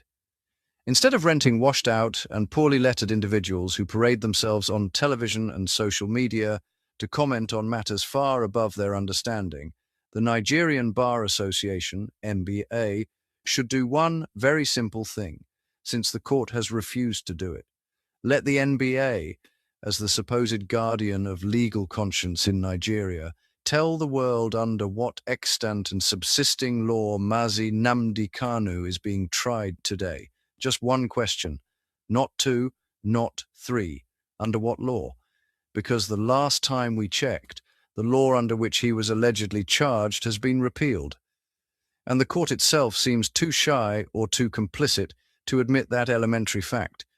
So instead of entertaining retired commentators, recycled legal analysts, and political errand boys who can barely interpret a traffic sign, the NBA should kindly step forward and help Nigerians understand what law is actually in operation here. If the judiciary won't say it, the NBA should, unless of course they too have decided that rule of law is now a suggestion, not a standard. We are not asking for magic, we are asking for truth, the same truth the NBA once claimed to defend. The world is watching and history is taking notes. Comrade Emma Powerful, spokesperson, media and publicity, Secretary for the Indigenous People of Biafra, IPOB. Thanks for listening. Please don't forget to support the ESN at www.ipob.org. Welcome to IPOB Rapture Media, IPOB Press Release, 30th October 2025. NBA should kindly tell the world under what law Nnamdi Kanu is being tried. Instead of renting washed-out and poorly lettered individuals who parade themselves on television and social media to comment on matters far above their understanding, the Nigerian Bar Association, NBA, should do one very simple thing, since the court has refused to do it. Let the NBA, as the supposed guardian of legal conscience in Nigeria, tell the world under what extant and subsisting law Mazi Nnamdi Kanu is being tried today? Just one question. Not two, not three. Under what law? Because the last time we checked, the law under which he was allegedly charged has been repealed. And the court itself seems too shy or too complicit to admit that elementary fact. So instead of entertaining retired commentators, recycled legal analysts, and political errand boys who can barely interpret a traffic sign, the NBA should kindly step forward and help Nigerians understand what law is actually in operation here. If the judiciary won't say it, the NBA should, unless, of course, they too have decided that rule of law is now a suggestion, not a standard. We are not asking for magic. We are asking for truth, the same truth the NBA once claimed to defend. The world is watching, and history is taking notes. Comrade Emma Powerful, spokesperson, media and publicity, Secretary for the Indigenous People of Biafra, IPOB. Thanks for listening. Please don't forget to support the ESN at www.ipob.org. Welcome to IPOB Rapture Media. IPOB press release, 30th October 2025. NBA should kindly tell the world under what law Nnamdi Kanu is being tried. Instead of renting washed-out and poorly lettered individuals who parade themselves on television and social media to comment on matters far above their understanding, the Nigerian Bar Association, NBA, should do one very simple thing, since the court has refused to do it. Let the NBA, as the supposed guardian of legal conscience in Nigeria, tell the world under what extant and subsisting law Mazi Nnamdi Kanu is being tried today. Just one question. Not two, not three. Under what law? Because the last time we checked, the law under which he was allegedly charged has been repealed. And the court itself seems too shy or too complicit to admit that elementary fact. So instead of entertaining retired commentators, recycled legal analysts, and political errand boys who can barely interpret a traffic sign, the NBA should kindly step forward and help Nigerians understand what law is actually in operation here. If the judiciary won't say it, the NBA should, unless, of course, they too have decided that rule of law is now a suggestion, not a standard. We are not asking for magic. We are asking for truth, the same truth the NBA once claimed to defend. The world is watching, and history is taking notes. Comrade Emma Powerful, spokesperson, media and publicity, Secretary for the Indigenous People of Biafra, IPOB. Thanks for listening. Please don't forget to support the ESN at www.ipob.org. Welcome to IPOB Rapture Media. IPOB press release, 30th October 2025. NBA should kindly tell the world under what law Nnamdi Kanu is being tried. Instead of renting washed-out and poorly lettered individuals who parade themselves on television and social media to comment on matters far above their understanding, the Nigerian Bar Association, NBA, should do one very simple thing, since the court has refused to do it. Let the NBA, as the supposed guardian of legal conscience in Nigeria, tell the world under what extant and subsisting law Mazi Nnamdi Kanu is being tried today. Just one question. Not two, not three. Under what law? Because the last time we checked, the law under which he was allegedly charged has been repealed. And the court itself seems too shy or too complicit to admit that elementary fact. So instead of entertaining retired commentators, recycled legal analysts, and political errand boys who can barely interpret a traffic sign, the NBA should kindly step forward and help Nigerians understand what law is actually in operation here. If the judiciary won't say it, the NBA should, unless, of course, they too have decided that rule of law is now a suggestion, not a standard. We are not asking for magic. We are asking for truth, the same truth the NBA once claimed to defend. The world is watching, and history is taking notes. Comrade Emma Powerful, Spokesperson Media and Publicity, Secretary for the Indigenous People of Biafra, IPOB. Thanks for listening. Please don't forget to support the ESN at www.ipob.org. Welcome to IPOB Rapture Media. IPOB Press Release, 30th October 2025. NBA should kindly tell the world under what law Nnamdi Kanu is being